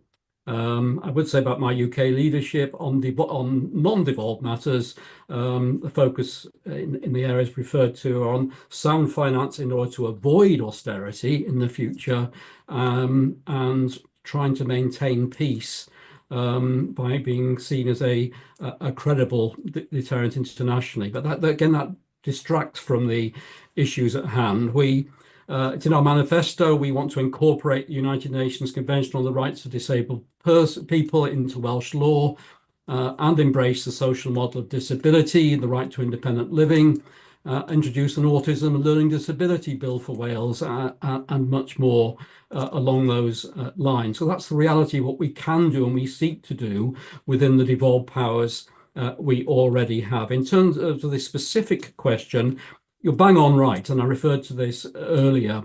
The extra funding, which has been referred to in recent budgets, has been given by Mark Drayford, the Finance Secretary, entirely to statutory secondary providers, so local authorities, and health boards. And of course, it's welcome that they've had more money, but he's also continued to strip out funding from those third sector bodies delivering real key services in our community on a day-to-day basis, whether that's specialist nurses, whether that's mental health and substance misuse services, whether that's supporting families with autistic children or children with other disability needs, whether that's people providing vulnerable families with support in their homes to prevent them reaching crisis and so on. They are cutting services. They are preventing people accessing services that they've always been able to access over previous decades. That is going to add far more cost to health boards and local authorities than any extra money they've received in these budgets, which is why I've repeatedly referred to this in the Senedd chamber as dumb budgeting. For a fraction of that increased budget, we could have enhanced and improved those early intervention prevention services, thereby giving people voice, improving lives, and taking pressure off our overburdened statutory services. All right, I'd like to get two more questions in if I possibly can, but Martin Palfreyman from Welsh Labour, I think you wanted to come in with a comment. I do. Thanks, Tom. As briefly as I can. I think, I'm disappointed when Sarah says, people are turning against the Labour Party because we made absolutely no difference. I'll say it for probably the fifth time tonight. 2.6 billion extra coming to Wales. Waiting lists beginning to go down as we've left austerity. That is aside from, I take Mark's point, we're talking about devolved matters here. So when I knock on doors, probably haven't knocked on thousands, but I've certainly knocked on hundreds and hundreds, as I'm sure you have. People are absolutely appreciative of free prescriptions, free hospital parking, protection of budgets against all the odds, investment in mental health and women's health, stuff we've done on public transport to make it more accessible, and if we get in, to make it even more affordable. Those aren't things that people are saying haven't been in Welsh people's interests. I think we've got a lot of media narrative saying, Labour's done nothing for Wales. When you actually talk to people and they realise that those things have been hard won by the Labour Party, and with the Labour Party in power in Westminster, we've got more chance of building on that, then people certainly aren't rejecting it. I think just briefly in terms of the question, it's really difficult to extrapolate, isn't it? Because you've got third sector organisations that are providing, sort of representation of different groups, and we've got a number of them that obviously represent carers in Wales. We've got some of them delivering direct services, and again we've got this challenge of how much can you actually get to the front line, to the people that need the services, but you have to have some kind of system to do it. Haven't got the figures, but I think it's a really fair question that Janice raised. I think it's one that's worth exploring, but it is quite complex to get to the bottom of. The last thing I'd say is, again, I still believe that we have got the potential for the pot to grow as we grow the economy nationally. We can then, and we've got a Labour First Minister fighting for a better deal for Wales. Plaid Cymru might be able to shout louder. Whether they're going to get more out of Keir Starmer than Eluned Morgan does remains to be seen, and I know where I'll put my money on that.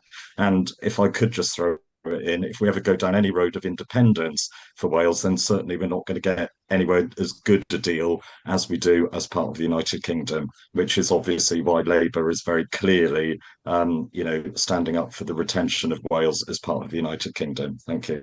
Thank you, Martin. Sarah, can I just feed in another question, and you can be the first to answer it. Plus, also add your comments in the good old journalistic way of you can only have one question, so you ask two. Right. This is from Craig Batchelor Howells. He says, respite is almost impossible to access. What concrete steps will you take to ensure every unpaid carer in Wales has guaranteed regular respite they can actually use? Off you go, Sarah. Finding the unmute button. So just to come back to Martin, what I was going to say is, I do agree with you. I think there have been great things that the Labour Party has done for Wales in the past. I wouldn't want you to think that I was insincere about that, because that is correct. But what people have been telling us on the doorstep is that they're facing the reality that Welsh Labour needs time to rebuild itself outside of government, that it's become tired, that they need to rebuild from some of those painful things that have happened in the past years with a number of leaders and and so that's where that point has come from. But I think there has been good things that have been done by yourselves, and so I wouldn't want you to think that I was insincere about that. I think when it comes to respite care, you know, this point's been raised by a number of different people, and it's one of the most difficult things, isn't it, that we can talk and talk and talk about respite care, but the reality is that we need carers to do that work.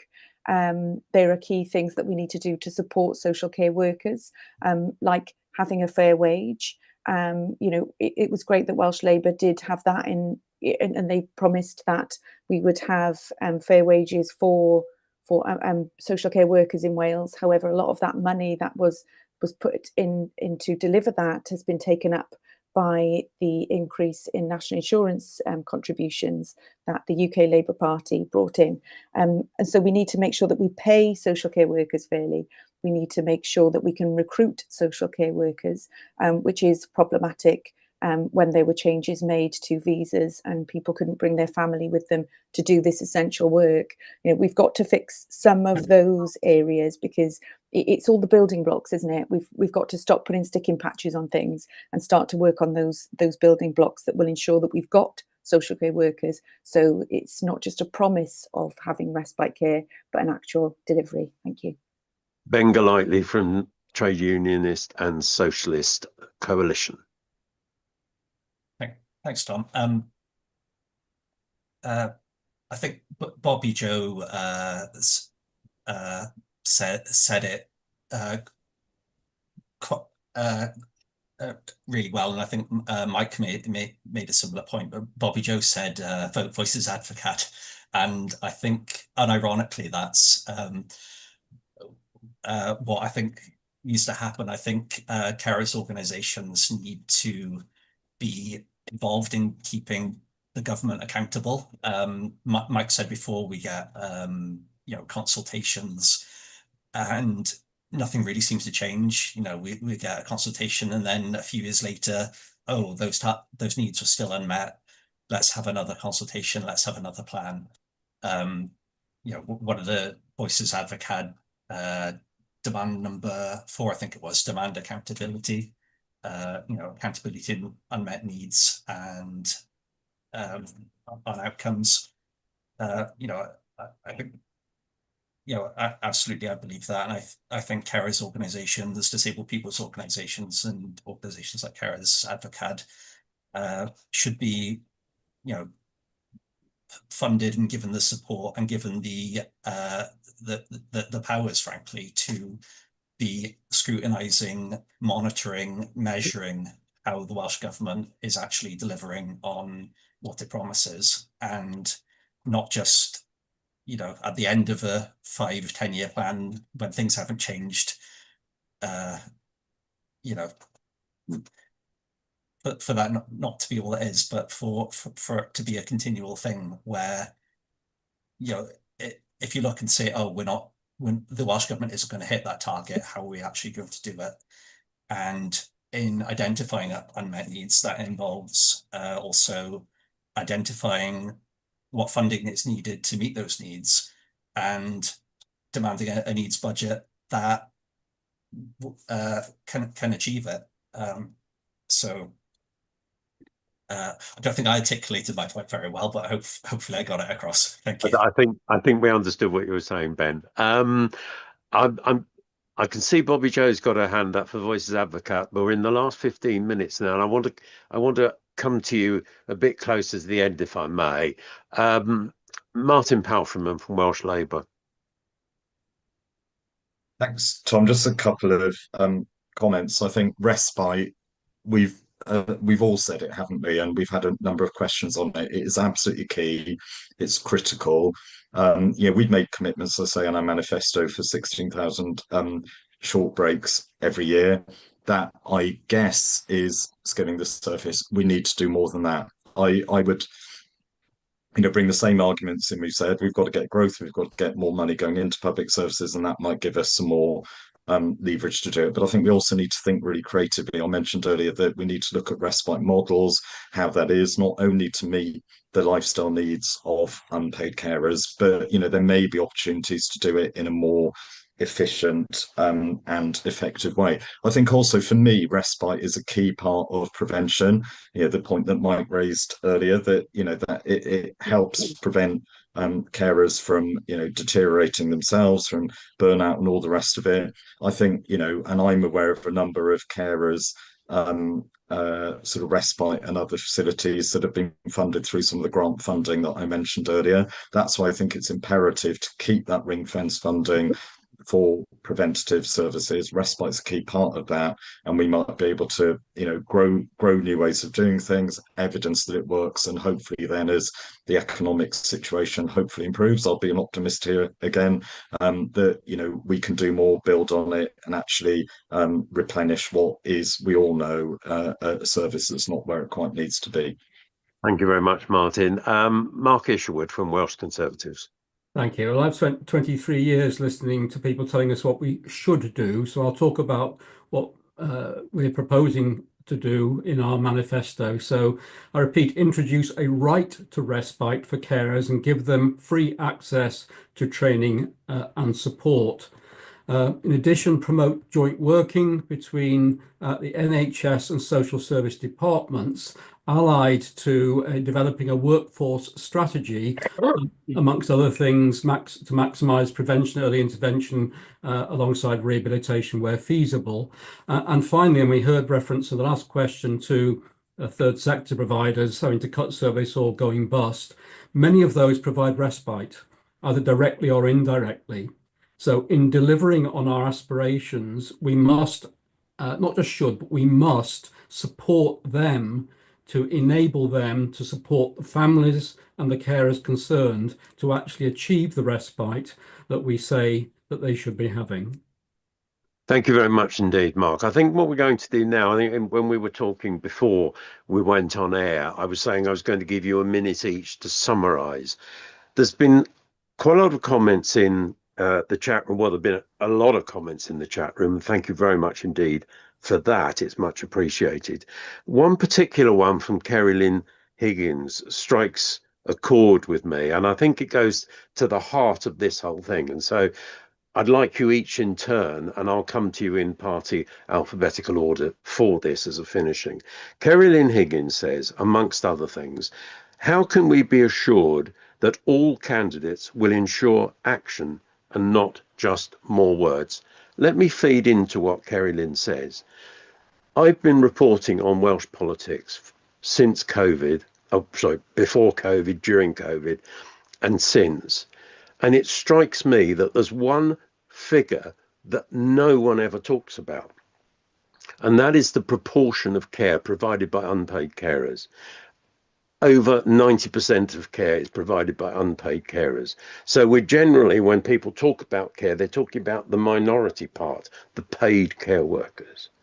So can I ask each of you to respond to this proposition that you have all got it wrong, that society should be the other way around? If the unpaid carer was looked after, would everything, not everything, every little problem, but a lot of fundamental society problems be solved? And I'd be grateful if you could, in a final way, consider that proposition. So we'll go in party alphabetical order. Robert Griffith from the Communist Party. Sorry for technical problems, took me out of the discussion briefly earlier on. Don't worry. Well, I hope Kerry Lynn noticed, I'm sure she did, I actually introduced that question of the number of unpaid care workers we have in Wales, 310,000, more than 16,000 in the constituency that I'm contesting, Caerdydd and Penarth, and therefore it's right that this should be right at the top of the agenda for discussion, but not just for discussion, but as Martin, I think, is reminding us, for action. How can we be sure that the fine words will also be followed up by action? Well, I can only very modestly point to my own history as a socialist, as a full-time research officer for Plaid Cymru many decades ago, as a communist, somebody who's been active across a whole range of campaigns, from trying to set up a Welsh nursery school, a Welsh language nursery school in Splot. We did succeed eventually, leading one of the leaders of the campaign against the giant incinerator on the edge of Splot, Grangestown and Butetown in Cardiff, a founder of the People's Charter and the People's Assembly. I won't go through the long list, but I did want to add one word about respite. I've got a very close friend, comrade of mine, spent his whole working life, most of his working life certainly, the last 3 or 4 decades in the steel industry, a productive, socially valuable job. He now cares full time for his very, very dear wife. He was not even aware until relatively recently that he was entitled to carer's allowance. He was not aware until even after that he was entitled to some respite time from others in the social care service. And again, let's not forget, for all of the, and we know there are people who fiddle the system. I don't have any time for them either. But there are many, many more people who are not even claiming what they're entitled to and what they've spent a lifetime paying into. And therefore, this whole stigmatizing of social welfare and the social welfare budget, and I'll say this particularly from this new Conservative Party leadership and from Reform UK, is really a disgrace. I'd like to pay tribute to others on the panel.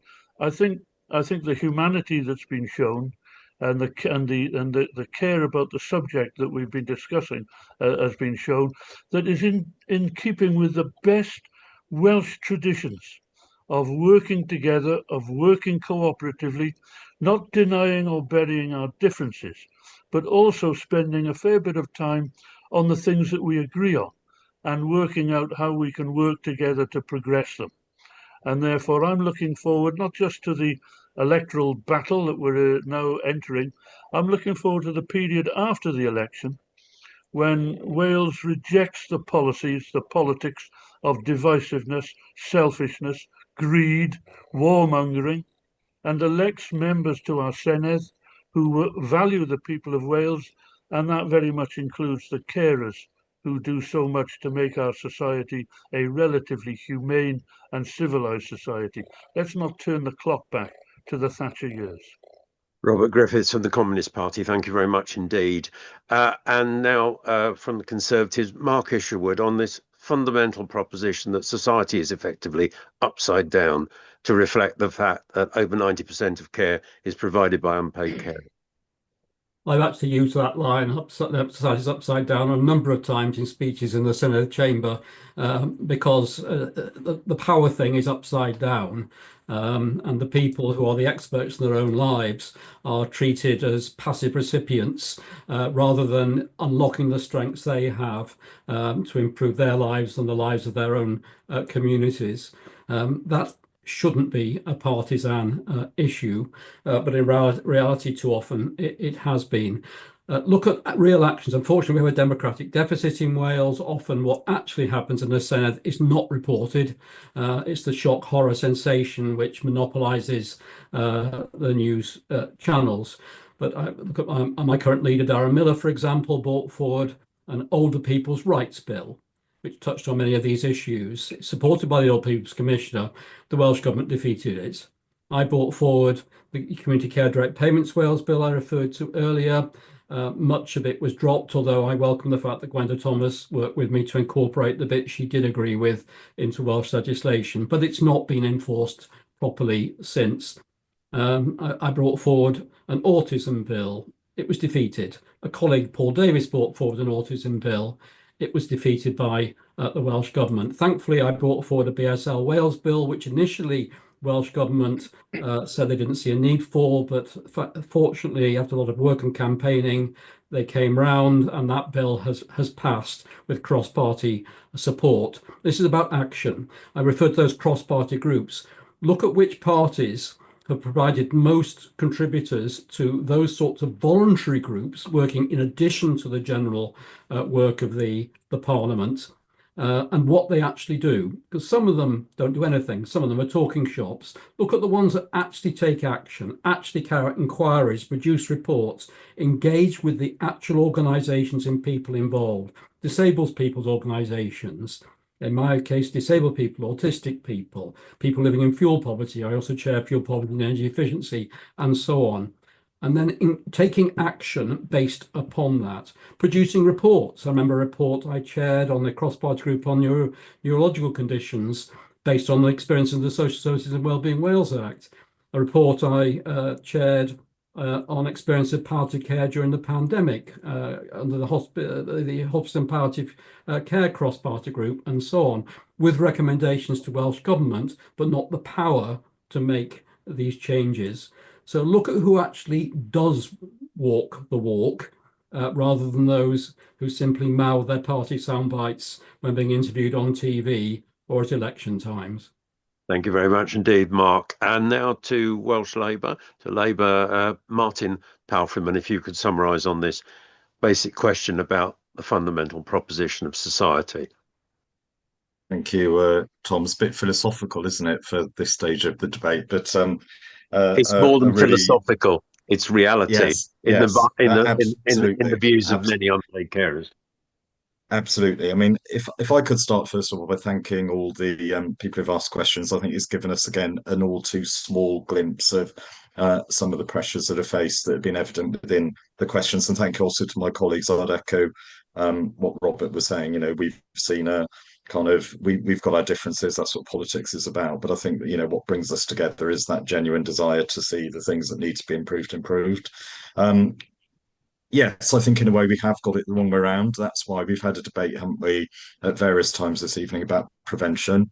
You know, if you got that bit right, then, you know, you wouldn't be needing to invest the millions and millions that are invested in actually putting things right when they've gone wrong. Having said that, things do go wrong, don't they? And I think, you know, certainly in my council, I look at the eye-watering costs of care for children, for example, that, you know, it's a statutory responsibility, but obviously there are really important safeguarding responsibilities that we have, and you've got to respond to that. I would say, just to throw something in there, that our Eliminate programme as a Welsh Labour government, taking profit out of the care of children looked after, is a first step to actually making sure that what resources there are go into care rather than into people's pockets. But yes, I think we do need to focus more on those unpaid carers that are keeping keeping their loved ones safe and well. And yes, that's the most important bit, but in doing that, taking pressure off the system. We need to give them dignity. And I, as I say, encounter unpaid carers certainly on a monthly basis in my work, and I never cease to be sort of amazed really at how they keep their resilience and their robustness sometimes against all of the odds. And I think they deserve dignity and they deserve respect.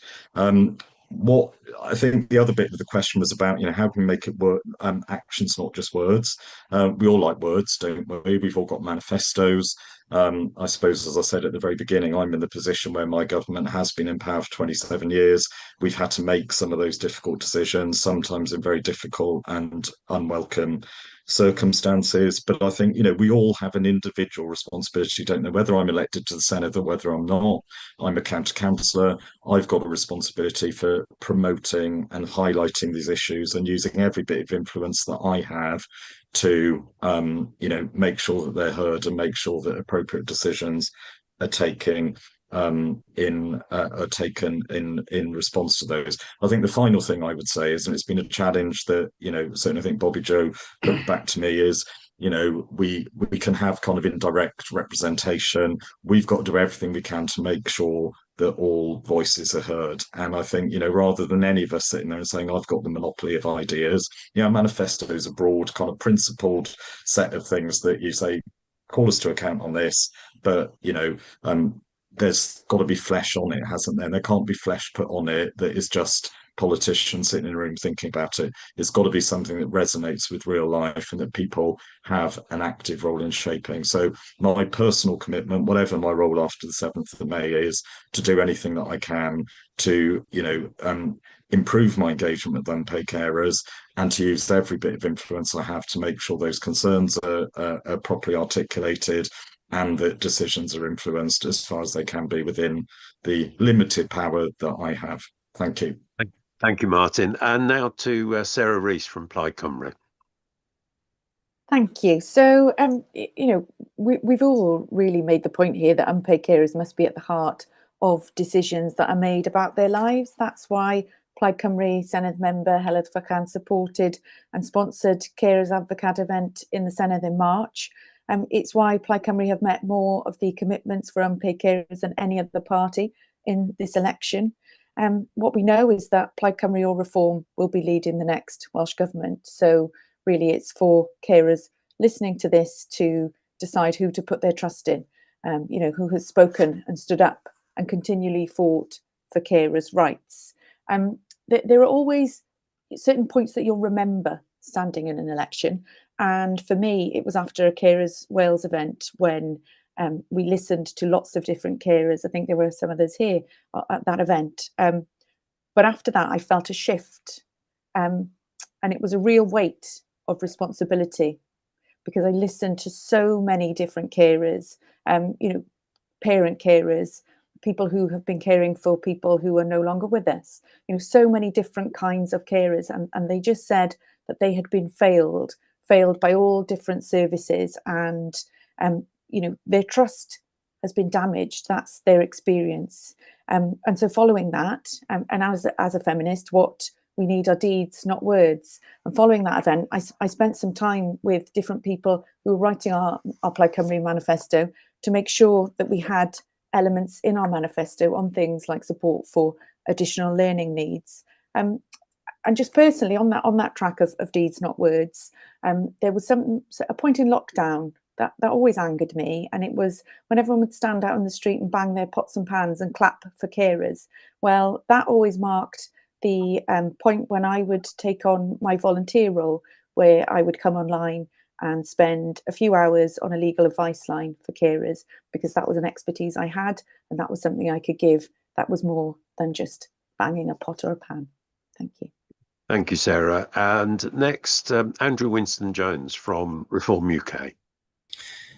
Thanks. Thank you, Tom. And thank you to everyone. Thank you for all the questions. And as they say, time's flown by. I feel like time's flown by the last couple of hours, definitely. But I have really enjoyed it. And I think just coming back to Kerry quickly, it's a very fair question that she asks. People like me have heard a lot of words in politics over many years. And understandably, I suppose what I'm being asked a lot on the doorstep at the moment is what is different this time. And for me, you can't talk about action unless you start understanding the role of an unpaid carer and what they actually do. So just very quickly, when I come off this call this evening, I'll need to go out in the car to my grandmother's house, who I've told you is 85, and I will need to go and provide care to her. I'll probably get back in at maybe 11:30, midnight tonight once I finish doing that. And that is my role of a carer. I'm with her every day. So I have got that first-hand experience. And it's not just that, it's the managing the medications, the appointments, the personal care, the pharmacy runs, doing it all day in and day out. And that's sometimes alongside other work and your own family life with this constant responsibility. And it's what quietly holds our health and social care system together here in Wales, I think, and that doesn't seem to be recognised. So action doesn't mean, for me, making the biggest promises, but it's about being realistic, and it means making sure the system actually responds to the reality on the ground. So I think we've got to, in relation to Kerry's question, focus on accountability, look at local government and ask clearly, speak up and ask whether services are really reaching carers, are assessments being done in a timely manner, and whether councils are delivering what they are funded to deliver, especially for carers on the ground and in the community. It also means reducing the waste so that more support can actually reach carers. instead of being isolated and having funding absorbed into layers of administration as it currently is. Carers aren't asking for more promises, and I know that I'm not asking for more promises, but they're asking for a system that actually understands the reality of what we do every single day. So for me, Tom, it's not about words, it's not about delivery, it's actually not about the manifesto, it's about accountability and making sure the system finally works for the people who depend on it and money is spent in the right places for those carers.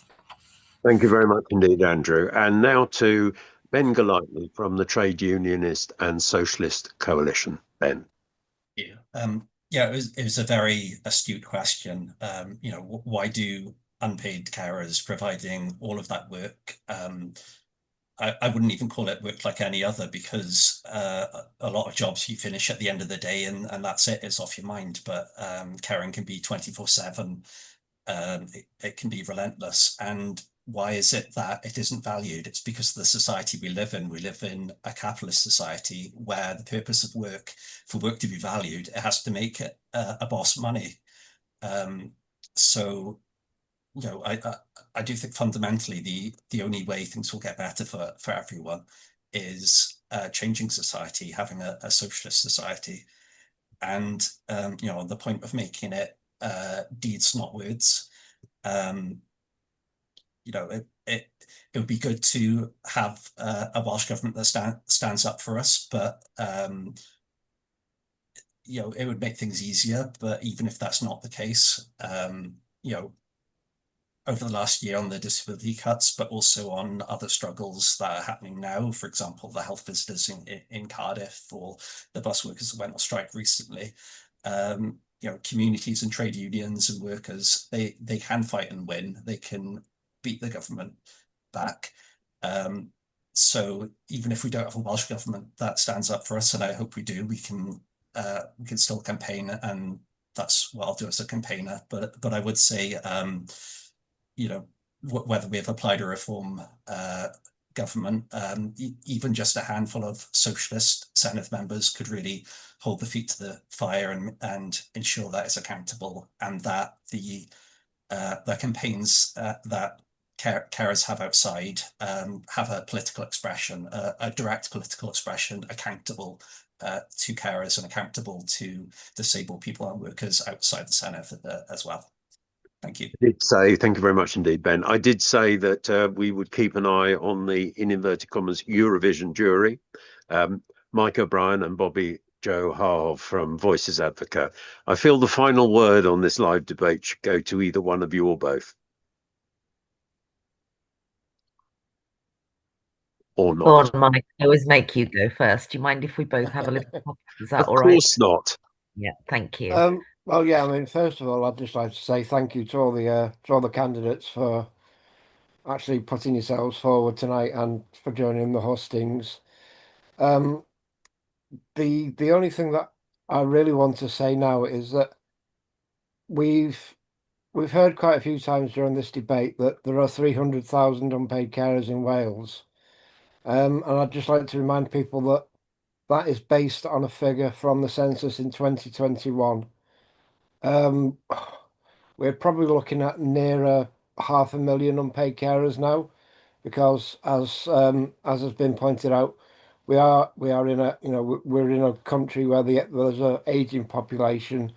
There's quite a lot of disability in Wales, and yeah, that number is going to keep going up year on year. We think in Voices Advocate.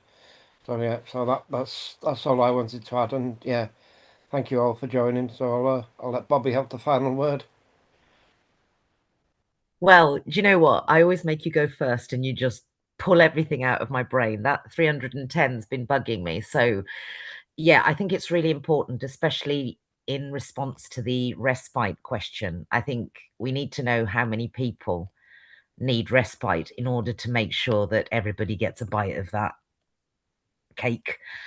So that's kind of one thing. But I think in terms of, I mean, I'm so enamored with the Social Services and Wellbeing Act. I'm so enamored with the Future Generations Act. I'm really pleased that we have a children's commissioner and an older person's commissioner. I'm just a few years short of being able to contact her, although she doesn't turn us away anyway. But, you know, it's like, it's really nice to have those, you know, those dedicated things. And I think that really, I mean, in terms of turning things the other way, which I'm sure, Tom, you knew was probably part of my favorite, you know, part of my favorite thing tonight. But and I've already made my point, and thank you, Martin, for recognizing that as well. And you know, humbly, I was just putting my views forward. But I think, you know, and yourself, Ben, and I think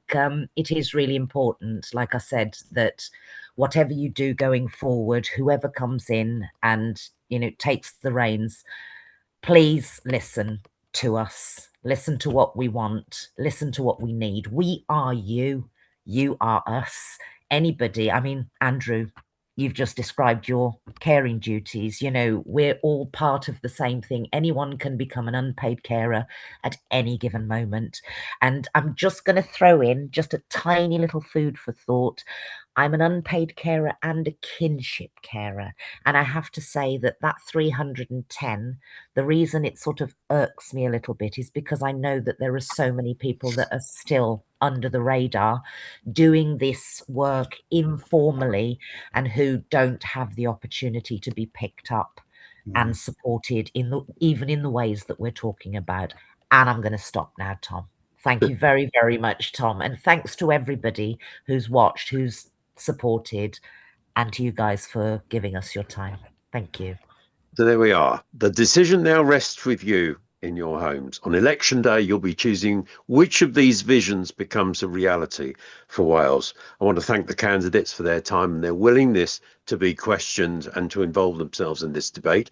And I'd like you, just after we go off air, just to stay for a few seconds. As a personal thank you, I'd like to deliver to you all. But above all, I want to thank you in the audience for your vital contributions tonight.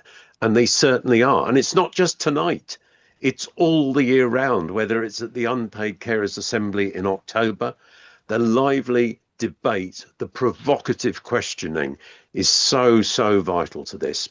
So it's a very good night from me and all of us here. And please make sure your voice is heard at the ballot box on May 7th.